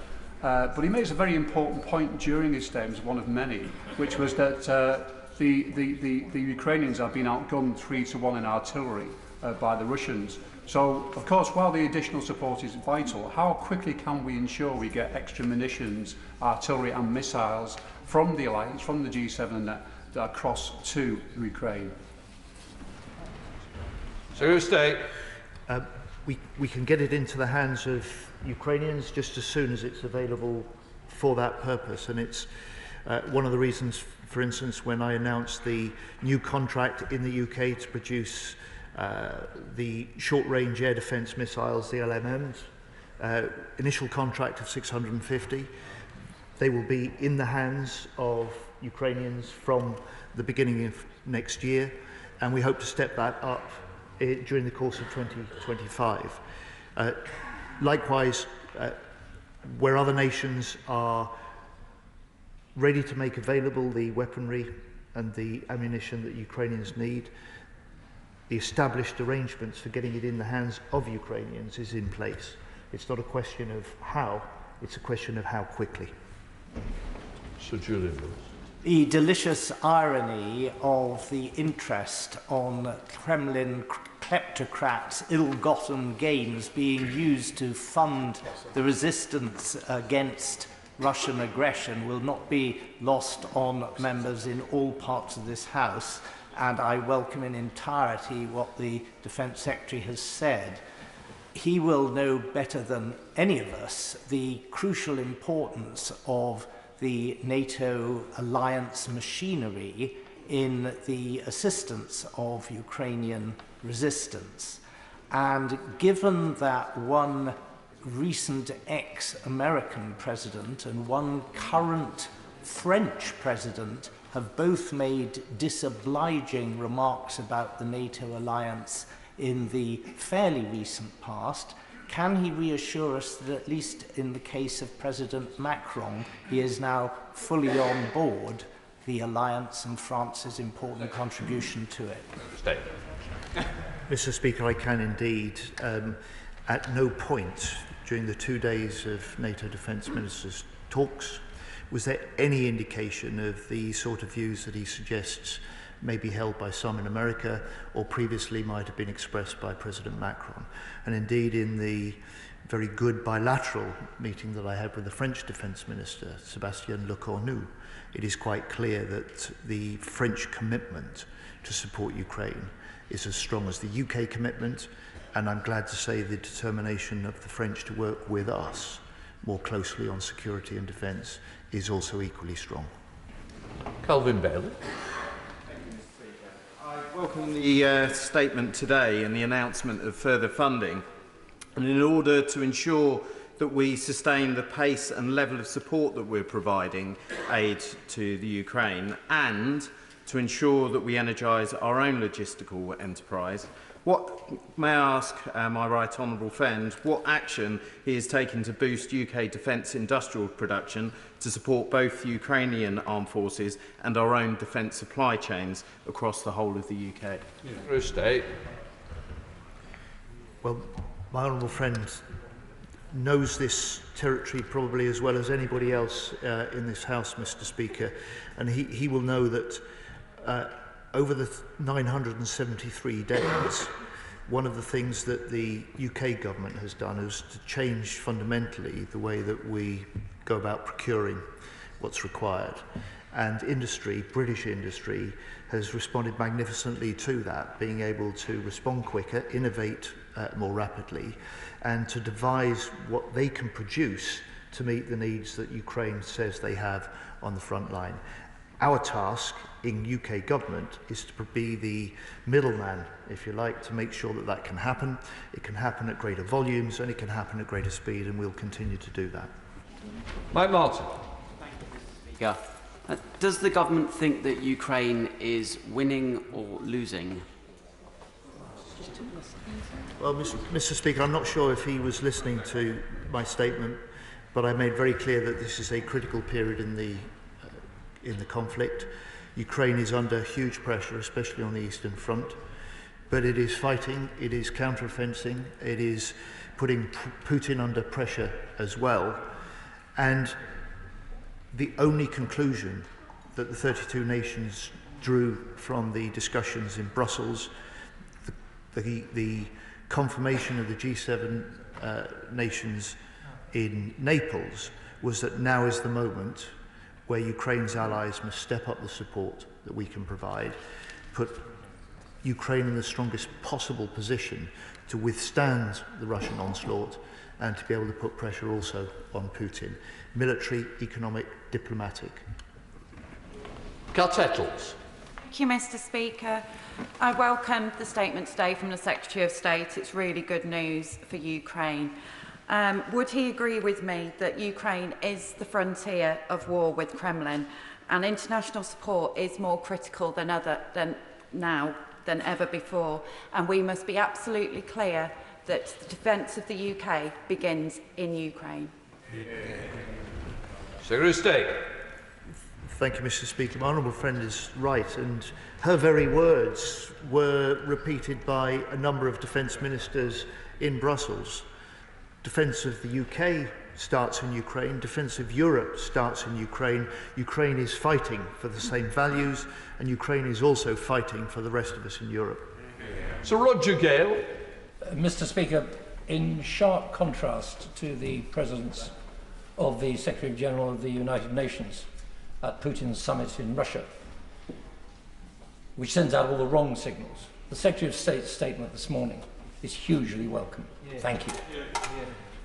But in further to the question raised by the Chairman of the Select Committee, is it really not time that not only Storm Shadow, but that all the material being supplied to Ukraine by the Western Alliance should be used by Ukraine in the manner that they most see fit? Secretary of State. Mr. Speaker, as I said earlier, we provide Ukraine with the weaponry and the support to defend its country, to defend its freedom, to defend its people. And there is a consistency in that, and there is no bar in them striking Russian targets, military targets, as long as it's consistent with international humanitarian law and it's part of the defence, the proper defence of their country. And I spoke about the long-range drones and the successful attacks that they have been making.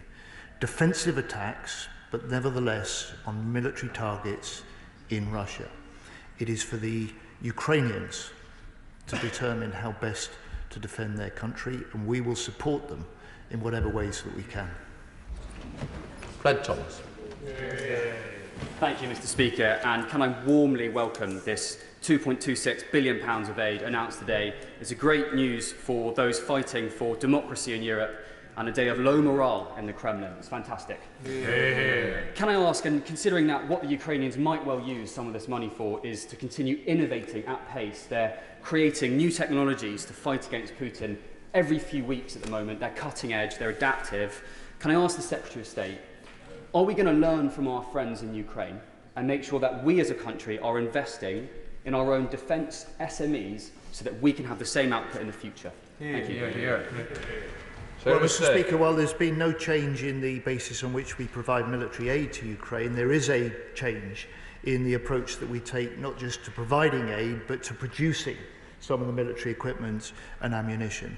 And what our challenge now is to take the lessons of what we've demonstrated can be done to support Ukraine in order to be able to equip our own forces better to fight in the future. Dave Duggan. Thank you, Mr. Speaker, and I thank the Secretary of State for his statement, its content and advance sight of it. The additional funding for Ukraine is, of course, very welcome, but it's what materiel they turn that into which will have the effect on the battlefield that we wish to see. With the shell production of our European partners still well short of 1 million units per year, can the Secretary of State, as far as possible, indicate how UK shell production has grown, either in numeric or percentage terms? And if he can't share that with the House, can he give us an assurance that it is increasing? Thank you. Secretary of State. Mr. Speaker, I can absolutely give him the assurance it's increasing. I've already spoken about the short-range air defence missiles, the LMMs, which is increasing, particularly to meet what the Ukrainians need. And they're very clear. It is air defence systems, it's long-range drones, it's the things that matter most, both for their defence and their ability to put Russia properly under pressure as well. Joanna Baxter. Thank you, Mr. Speaker. Can I warmly welcome today's announcement of an additional £2.2 billion financial support for Ukraine generated by frozen Russian assets.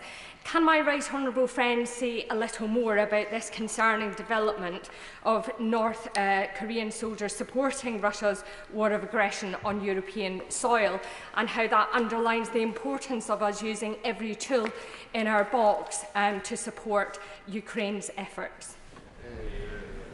So State. Mr. Speaker, I regret to say to my honourable friend, I'm not in a position to give the House any more details of this. First to say, we are watching this extremely closely, monitoring it extremely closely, but we and the House has detected this growing cooperation between North Korea and Russia, growing cooperation between Iran and Russia, at least over the last 12 months.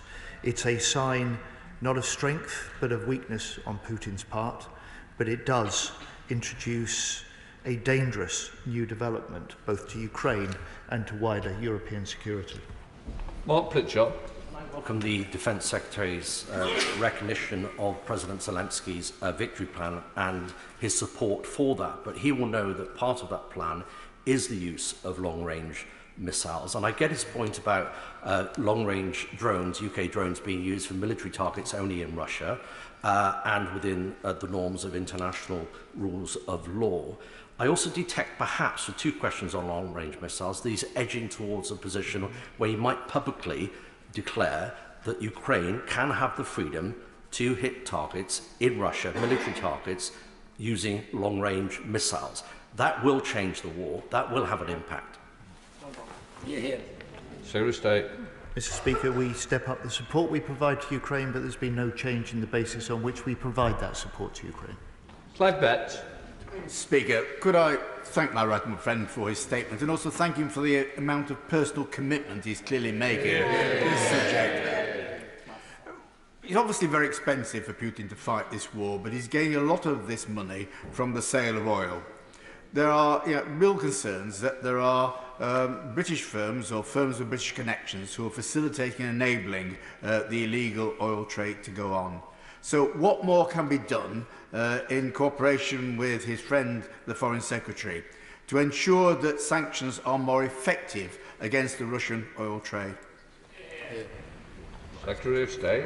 My right honourable friend is right. It isn't just that we can confirm today making this additional loan money available for the Ukrainians. It's also important to remember that the sanctions themselves are responsible for freezing at least $400 billion of money otherwise that Russia will be able to use to feed its war machine. And wherever there is evidence of sanctions busting, including some of the steps that have been taken by this UK government and others on the shadow fleet, in other words, the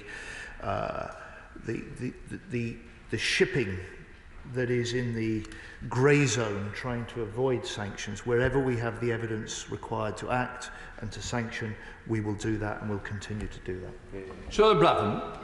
Not only is a full battalion of North Korean soldiers set to be deployed to assist Russia in Ukraine, but Putin is also benefiting from components and weapons provided by the Iranians and the Chinese. This all represents an unprecedented conflation of threats to global security. So I echo the question put by my friend, the Shadow Defence Secretary. The commitment to investing 2.5% of GDP is the right one, but when will it be backed up with action? Well, the right honourable lady is right. You know, we totally condemn North Korea's involvement and support for Russia, from arms transfer to any further developments. And as I said in my statement, this is in breach of multiple UN resolutions, and we'll continue to watch that. Phil Bricknell. Mr. Speaker, will the Secretary of State join me in paying tribute to UK armed forces who are providing vital support to our Ukrainian allies, but also to the Ukrainian armed forces that are fighting valiantly against Putin's unlawful invasion of Ukraine? Yeah.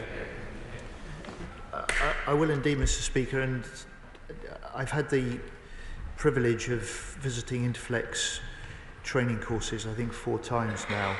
I visited the second ever course at Salisbury Plain.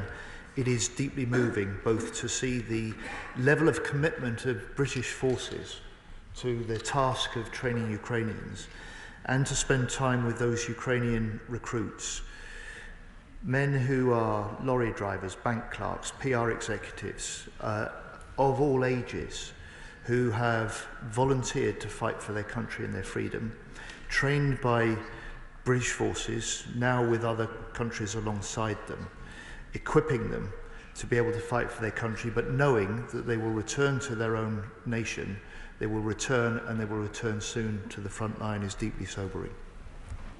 Dr. Andrew Morrison. I very much welcome this £2.26 billion, but has the Defence Secretary had an opportunity to study the National Audit Office report published last month into the impact of our operations in Ukraine, in particular on that Operation Interflex has had on the availability of the defence estate for the training of units of the British Army?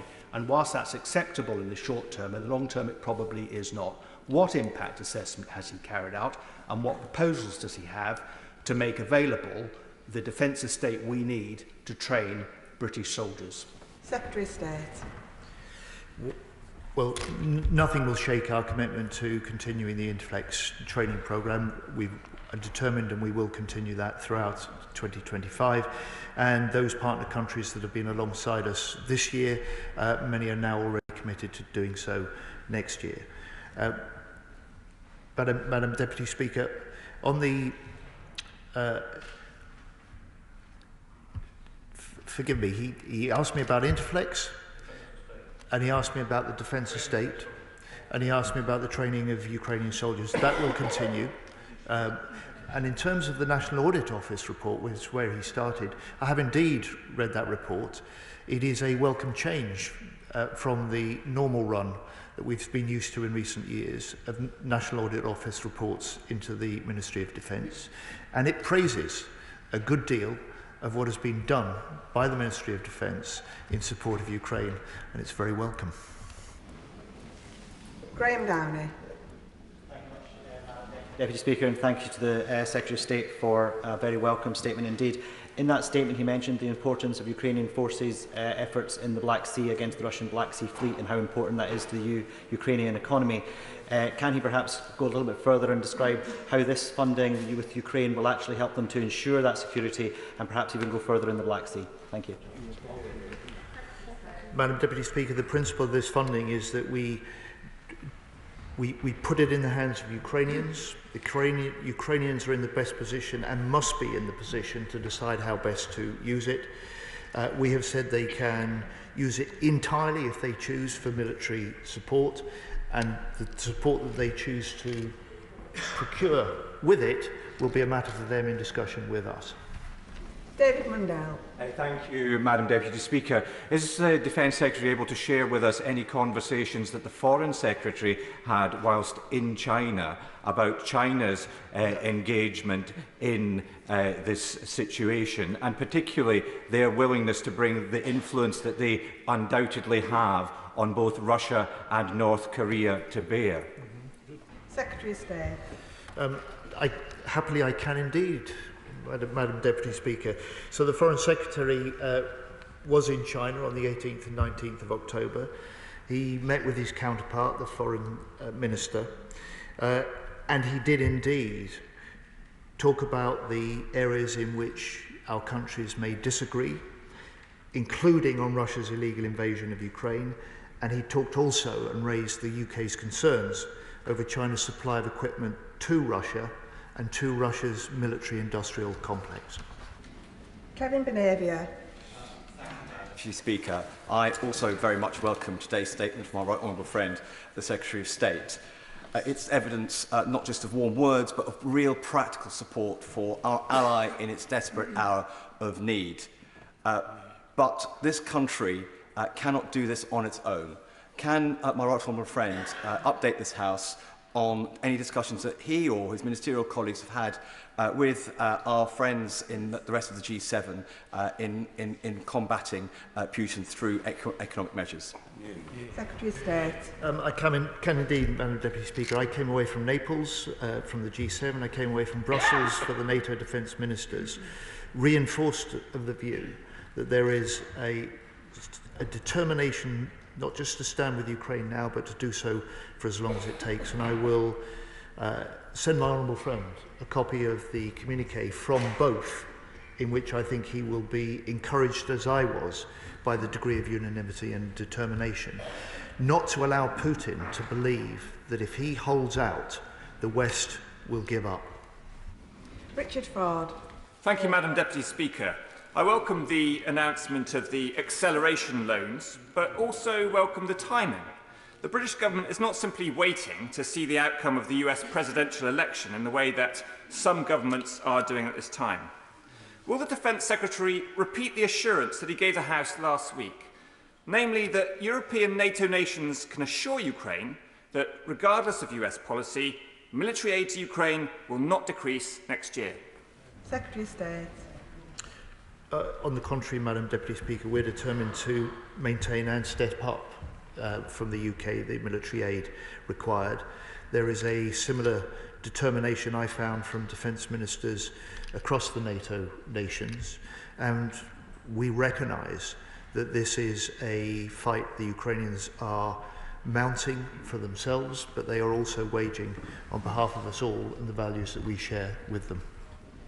Tarfield Crichton. Thank you, Speaker, and I'd like to thank the Secretary of State for this additional $2.26 billion for Ukraine, which will find a strong echo amongst the hundreds and thousands of individuals across this country who've opened their doors to Ukrainian refugees, and the works of charities and organisations like Jeeps for Peace in Scotland, which sends direct aid by taking pickups across Europe to the front line. And doesn't this money and the individual support of Britain show that we will stand with Ukraine for as long as it takes? Secretary of State.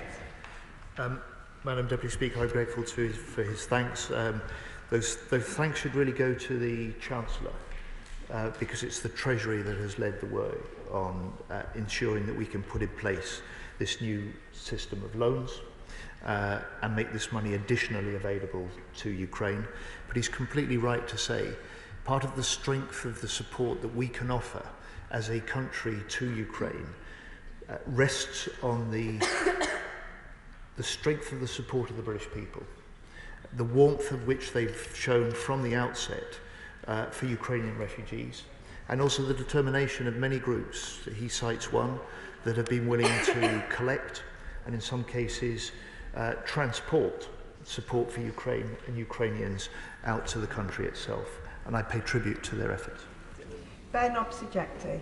Thank you, Madam Deputy Speaker.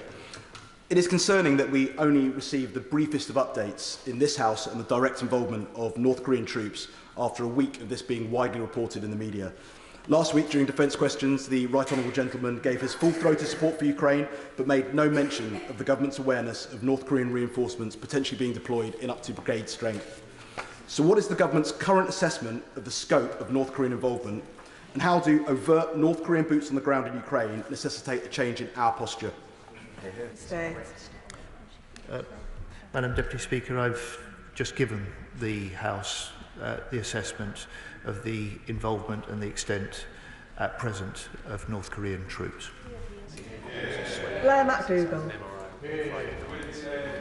The North Korean boots potentially joining on the ground, the Iranian drones in the air above Ukraine. It seems clear now that the calculus that Russia is operating to is very different from that of the Western alliance. And I wonder if the Secretary of State agrees with me that there's a risk that when the fear of escalation is one-sided, that itself becomes escalatory. And so while welcoming the additional support that's announced today, I wonder if you'll join me in saying it's time for other countries to follow the lead that the UK has shown today. Secretary of State. Well, Madam Deputy Speaker, wherever there is signs of breaching UN resolutions, of breaching sanctions, and of dangerous escalation in support of Russia, we will act. We have acted before. And he is right to point to the growing alliance that we see between Russia and Iran and between Russia and North Korea. Jim Shannon. Thank you, Madam Deputy Speaker. Can I thank very much the Secretary of State for his statement and indeed for his very, very welcome news. Everybody in this House is pleased and indeed incredibly pleased at the decision by our government and by our Minister to do that. Thank you very much. I'm just a bit conscious of the US elections. I want to ask a question if I can in relation to that. As the US election draws closer and the uncertainty of the level of support that will come from the US post-election, does the Secretary of State agree that there must be caution, I say this very, very respectfully, of any minister or indeed anyone in this House expressing an opinion on that presidential race? But will the Secretary of State take the opportunity to reaffirm the strong, resilient view of the United Kingdom of Great Britain and Northern Ireland to stand against Russian aggression, to support those who need our help through aid, through weaponry and through diplomacy? Thank you so much. State. I think the Honourable Gentleman is right, quite clearly. The US elections are for the US people. As a UK government and as a UK Parliament, we will deal with whoever the American people choose to elect as their president. He is right, however. I'm glad he welcomes the support that as a government we've stepped up for Ukraine. But I'd say to him and to the House and the Honourable Gentleman opposite, who is the Shadow Defence Secretary, well, I think will recognise this. It makes the job of the UK government so much easier to provide this support when there is such united support in this House for what we must do to support Ukraine for as long as it takes. Tim Rocker. Thank you, Madam Deputy Speaker. I warmly welcome the statement today from my right honourable friend. I wouldn't expect him to comment, as he said before, on the US presidential election, but naturally there is a nervousness of policy of a future US government, which makes what European partners and allies do even more important. And there is a huge disparity between the aid being provided by different partners across Europe. Denmark has been phenomenal in providing 1.86% of GDP, or over €6 billion. Other countries, such as Spain, not so much. Can he assure us that there were robust discussions in private amongst his Defence Minister colleagues in Brussels? Secretary of State. Yes, I can. There were those discussions, and those discussions were about the level of commitment we must make collectively to Ukraine, and the level of commitment we must make collectively to NATO itself. And I welcome the fact that This year, 23 of the 32 NATO nations will meet that 2% of GDP threshold. It has to be a bare minimum. There is more that we will need to do, particularly as European nations within NATO in the years ahead. Joe Powell. Thank you, Madam Deputy Speaker. Can I warmly thank the Secretary of State and the full ministerial team for their hard work on mobilising this additional money from frozen Russian sovereign assets, and I do hope other countries will follow UK leadership on this. In mobilising every tool across the government and with winter approaching, could I also ask the Secretary of State to continue the push to realise the assets from the sale of Chelsea Football Club, the £2.5 billion from Roman Abramovich that could go towards humanitarian needs, which are also increasingly urgent in Ukraine? Secretary of State. Yes, indeed, Madam Deputy Speaker, the government sees the case that he makes, and my honourable friend, the Foreign Minister, in fact, met, I believe, my honourable friend last night to discuss this further. Gordon McKee. On a visit to Kyiv with parliamentary colleagues last month, we saw firsthand the incredible bravery of the Ukrainian people, who I know will welcome this afternoon's statement. But unfortunately, Russia's war machine continues to be powered by Western-made semiconductors that are smuggled into the country. So, can I ask the Secretary of State what work the government is doing to make sure that Russia does not get access to this technology? Secretary of State. One of the great assets of this government is my honourable friend, the Foreign Minister. And he's a great asset to this government and this House because of the work that he does with so many other countries. And wherever there is discussions that are required or evidence that's gathered, my honourable friend is speaking to a lot of the countries who may find that they have within their own country companies that could be involved in those supply chains. Wherever that happens, my honourable friend is on it, and he's leading the charge to make sure that where we can identify those supply chains, we take the action that's necessary to close them down. Alex Ballinger. Thank you, Madam Deputy Speaker, and I thank the Secretary of State for his very welcome statement. As we approach 1,000 days since Russia's illegal invasion of Ukraine, it's increasingly clear that Ukraine's survival is dependent on West increasing our manufacture of munitions. Can you say a little bit more about boosting our defence industrial supply chains, including those in the West Midlands, where defence manufacturers are very keen to contribute? Secretary of State. Well, my honourable friend is right. The importance of the British defence industry isn't just in the greater security that gives us as a nation, it's part of the economic boost that will drive growth in the future. And one of the features I was so pleased to see at the recent Government Investment Summit was the confirmation that defence would be one of the 8 economic growth sectors which would receive the priority policy, focus and support as we develop that for the future. This is in the interests of Ukraine immediately. It's in our own interests in the future. It's the way that we can combine both the strengthening of our national security and the boost to our national economy. I'll now give the front benches a few moments to change over before we start on the second statement.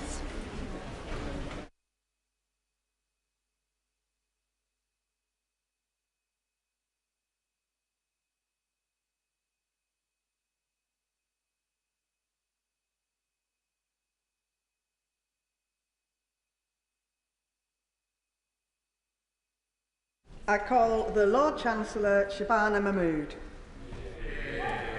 Thank you very much, Madam Deputy Speaker. With your permission, I would like to make a statement on how this government will address the crisis in our prisons, not just today, but for years to come. This House has heard me recount my inheritance as Lord Chancellor before. The crisis in our prisons was, I believe, the greatest disgrace of the last Conservative government. They left our prisons on the point of collapse, a situation that would have forced us to close the prison doors, cancel all trials and force the police to halt their arrests. Crime would have gone unpunished, victims would never have seen justice done, and we would have witnessed the total breakdown of law and order. The former Prime Minister knew he had to act. His Lord Chancellor begged him to do so, but instead he called an election. As I announced to this House on the 18th of July, we had no choice but to bring forward the release point for some prisoners. Some of those serving standard determinate sentences have seen the custodial element reduced from 50% to 40%, spending the rest of their sentence on licence, where they can be recalled to prison should probation staff judge that necessary to protect the public. As we saw over the summer of disorder, these releases could not have come soon enough. After the August bank holiday, we were left with fewer than 100 spaces in our men's prisons. The system was only held together by the heroic work and considerable goodwill of our prisons and probation staff. And we were, on many occasions, just one bad day from disaster. Today, the second tranche of emergency releases takes place, creating desperately needed space within our prisons. But this is not the long-term solution. So I will now set out the long-term plan for our prisons, a plan that will ensure that never again is a Lord Chancellor placed in the invidious position that I was on taking office. This must begin by building more prisons.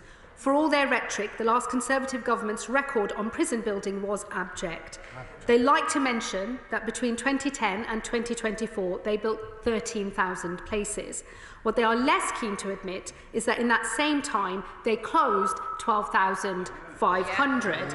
In 14 years, they added just 500 places to our prison capacity. In just our first 100 days, this government is already close to matching that. And while the last government promised to build 20,000 new places by the mid-2020s, by the time they left office, they had built only 6,000. They were simply too terrified of their own backbenchers, who supported prison building vociferously as long as those prisons weren't getting built anywhere near them. Madam Deputy Speaker, this government will build the prisons the last Conservative government promised but failed to deliver. But in seeking a lasting solution to our prisons crisis, we must be honest too, in a way that my predecessors were not. We cannot build our way out of this problem. Every year, our prison population grows by around 4,500 prisoners. This is a question of simple mathematics. To build enough prisons to meet this demand, we would have to build the equivalent of HMP Birmingham, in my own constituency of Birmingham Ladywood, 4.5 times over every single year. To put that in some context, in the last 10 years, the last Conservative government built just 3 prisons. So while we will speed up prison building and build as fast as we possibly can, that pace is simply impossible. For that reason, Madam Deputy Speaker, if we are to address our prisons crisis, we must be smarter about who receives a prison sentence. Now, let me be clear. There will always be a place for prison, and there will always be offenders who must be locked up.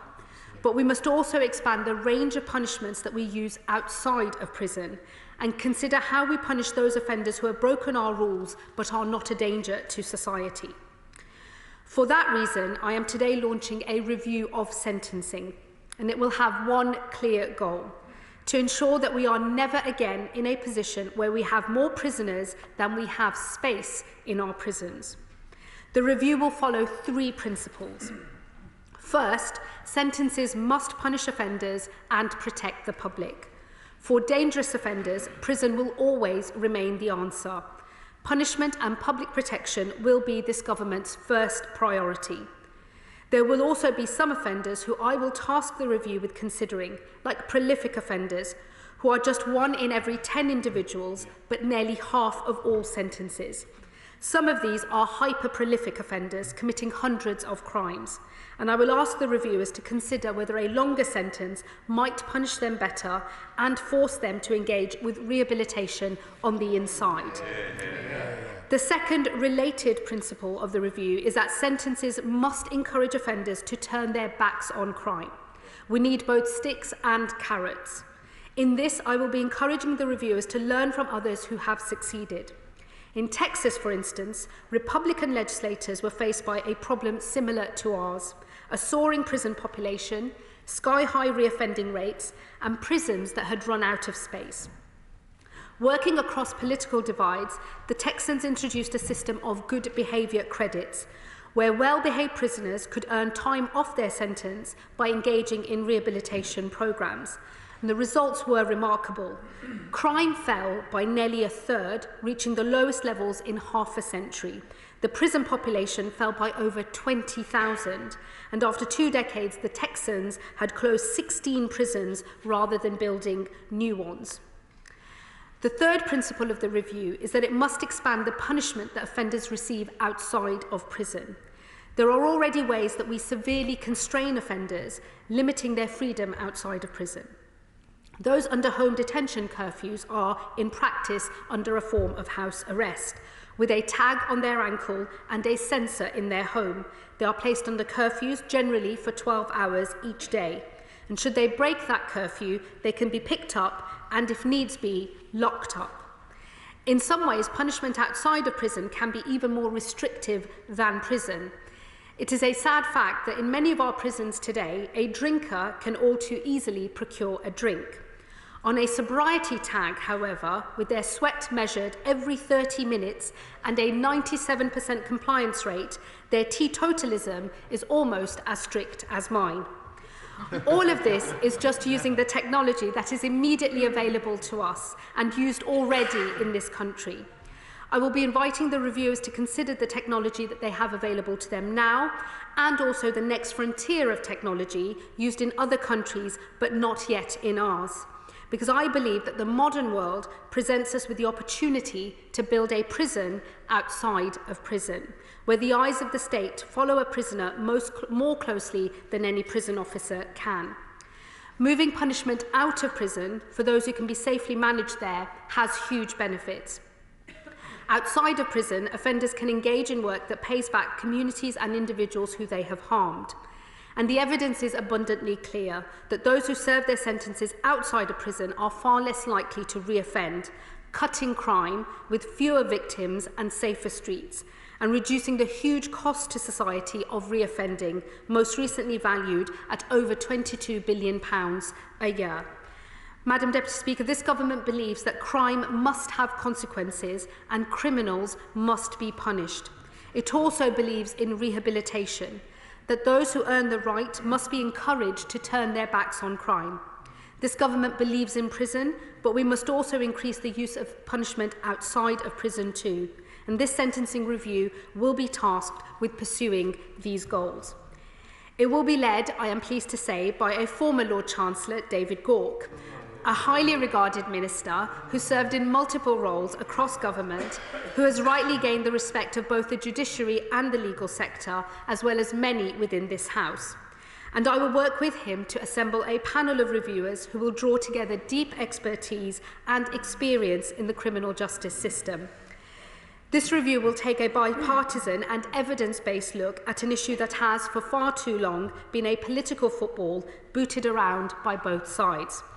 David Gauke will report back with his recommendations in the spring, and I have placed a copy of the complete terms of reference of the review in the library of the House. Madam Deputy Speaker, it is right that the review is given time to do its work. But as I have noted already, the capacity crisis in our prisons has not gone away. When we introduced emergency measures, we believed that they had bought us around a year. However, after the summer of disorder, the next crisis could be just 9 months away. For that reason, I announced last week an extension of magistrates' court sentencing powers, which allows us to bear down on the remand population in our prisons. But we must go further. And while I will not countenance any further emergency releases of prisoners, there are operational measures that I will lay before the House in the months ahead. The first, which I've already referenced, is home detention curfew. This modern form of house arrest curtails freedom and helps offenders turn their lives around. Offenders are subject to electronically monitored curfews, which must be imposed for 9 hours a day, are generally 12 hours long, and can in fact extend to 16 hours. As the Shadow Lord Chancellor himself noted in this House in February of this year, the reoffending rate for the average prisoner, when measured a few years ago, is close to 50%, but for offenders released on a home detention curfew, it is 23%. This government will soon extend the use of this measure, following in the footsteps of the last administration, who expanded its use rightly on a number of occasions. We will increase the maximum period eligible offenders can spend under house arrest from 6 months to 12 months. The second measure that we will introduce will address the soaring recall population, which has doubled from 6,000 to 12,000 in just 6 years. Risk-assessed recall review is a power of the Secretary of State to re-release on licence those who pose a low risk to the public, avoiding the long waits that they often face for a parole board hearing. In the past, this measure was used often. Between 2017 and 2019, it was used between 1,000 and 1,500 times each year. In recent years, its use has fallen to as low as 92 times in 2022. Later this month, I intend to review the risk-assessed recall review process so that lower-risk cases can be considered for re-release after they have been recalled to prison for 2 to 3 months, where their further detention is no longer necessary to protect the public. And I should note that this will only change the cases that can be considered for release, with the final decision still in the hands of experienced probation officers and managers. The final area where I intend to make progress is in the case of foreign national offenders. I share the public's view that with 10,000 in our prisons, there are far too many foreign offenders in this country, costing £50,000 a year each to house at His Majesty's pleasure. It happens to be my personal view that deportation is as good a punishment as imprisonment, if not better. We are currently on track to remove more foreign national offenders this year than at any time in recent years. But I will now be working with my colleagues across government to explore the ways that we can accelerate this further, including working with the Home Office to make the early removal scheme for foreign offenders more effective. Madam Deputy Speaker, when I walked into the Ministry of Justice for the first time as Lord Chancellor just over 3 months ago, I encountered a prison system on the brink of collapse. This was the result of the inaction of the last government, who thought they could dither and delay and led us to the precipice of disaster. But their failure was actually longer in the making. They failed to build the prison places that this country needs, and they failed to address the challenge of an ever-rising prison population. In July, this government took action to avert the immediate disaster. But the plan that I have set out today does more than that. It will ensure that this government and its successors are never forced to rely on the emergency release of prisoners again, a measure over which I had no choice, that I took despite my personal beliefs, and that must never happen again. I commend this statement to the House. Shadow Minister Ed Argar.